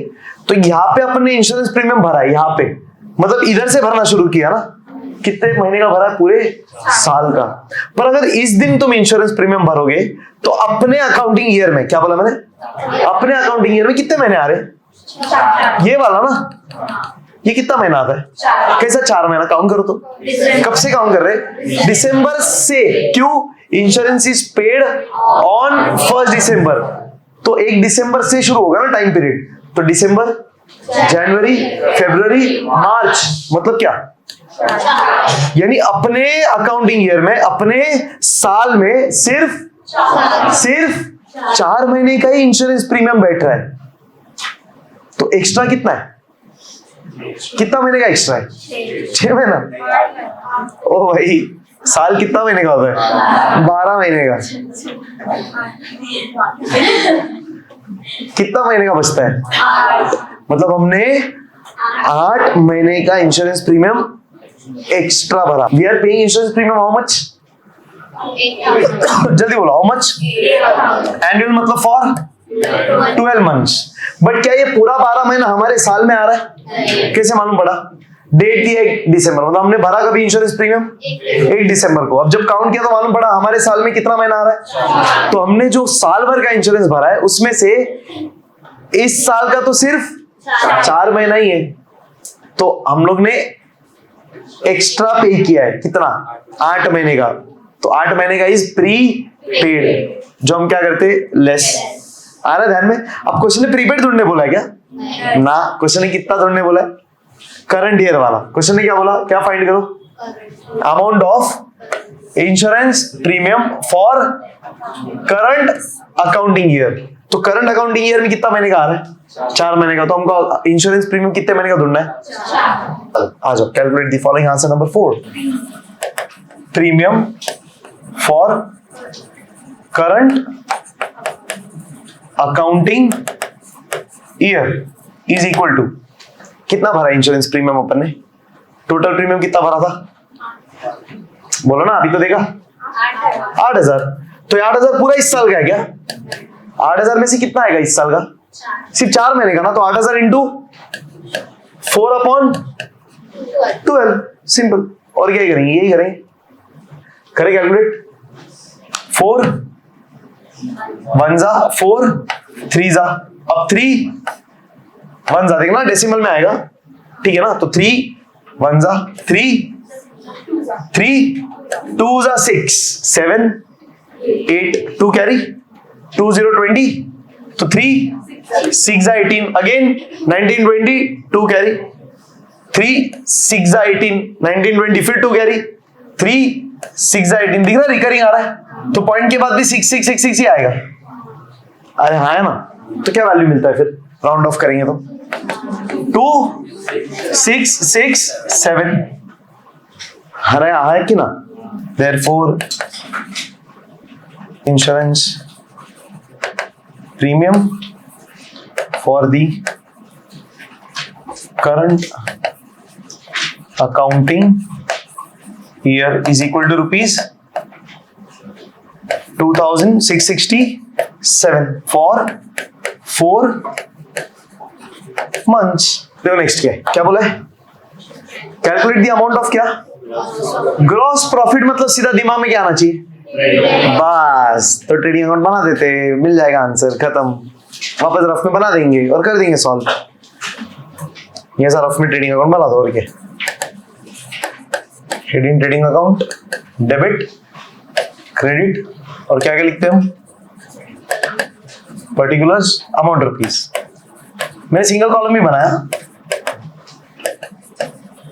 एक चीज लेस भी होने वाली है ना, तो अंदर ही लिख देंगे ना, क्या फर्क पड़ रहा है। बताता हूं मैं आपको, इधर से अंदर लिख के माइनस करके बाहर ले लेंगे, क्या फर्क पड़ा। उसके लिए पूरा कॉलम बनाने की जरूरत नहीं, एक्स्ट्रा और चीजें पोस्ट करते जाएंगे। क्या क्या दिया देखते। सबसे पहला है परचेज, बड़ा अपन लिख के रख देते ना, क्या क्या लिख के रखेंगे, तो अपन लिखेंगे 2 ओपनिंग स्टॉक, फिर 2 परचेजेस लेस रिटर्न्स। है क्या रिटर्न्स, है कि नहीं है, चेक करो, है ना तो ही लिखो, है ना। परचेज भी है और परचेज रिटर्न्स भी है। सेल्स है, सेल्स रिटर्न्स है, तो सेल्स रिटर्न्स लिखो ही मत ना, सीधा क्या लिख दो, बाय सेल्स, बस खत्म। लेस रिटर्न्स क्यों लिखना, जरूरत नहीं है। और फिर बाय, बोलो correct, by closing stock, 4-5 line छोड़ के, दैट्स इट। तो जो जो वैल्यू दिया वो लिख के खत्म करेंगे ना, क्यों इतना अन्य से टाइम पास करना। फिर परचेजेस है 15,500, तो इनर में लिखना है, मतलब देखो ऐसा अंदर वाली साइड में लिख दिया, बस माइनस करके फिर आउटर में ले लेंगे, सही है। सेल्स 30,000,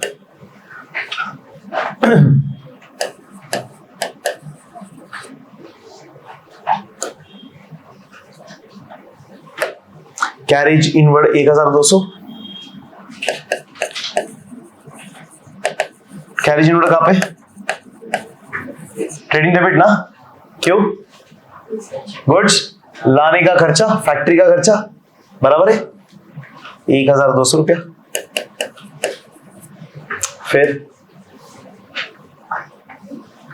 ओपनिंग स्टॉक 5,000,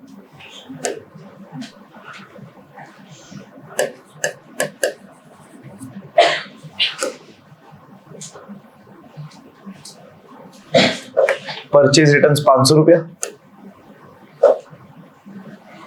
500 माइनस करेंगे आउटर कॉलम में चला जाएगा 15,000 रुपया। क्लोजिंग स्टॉक 18,000, करेंगे क्लोज। कौन सा साइड ज्यादा आ रहा है, बोलो, तो क्या आएगा वैल्यू, फिर ग्रॉस प्रॉफिट आएगा, लॉस आएगा, परफेक्ट। चलो भाई 48,000,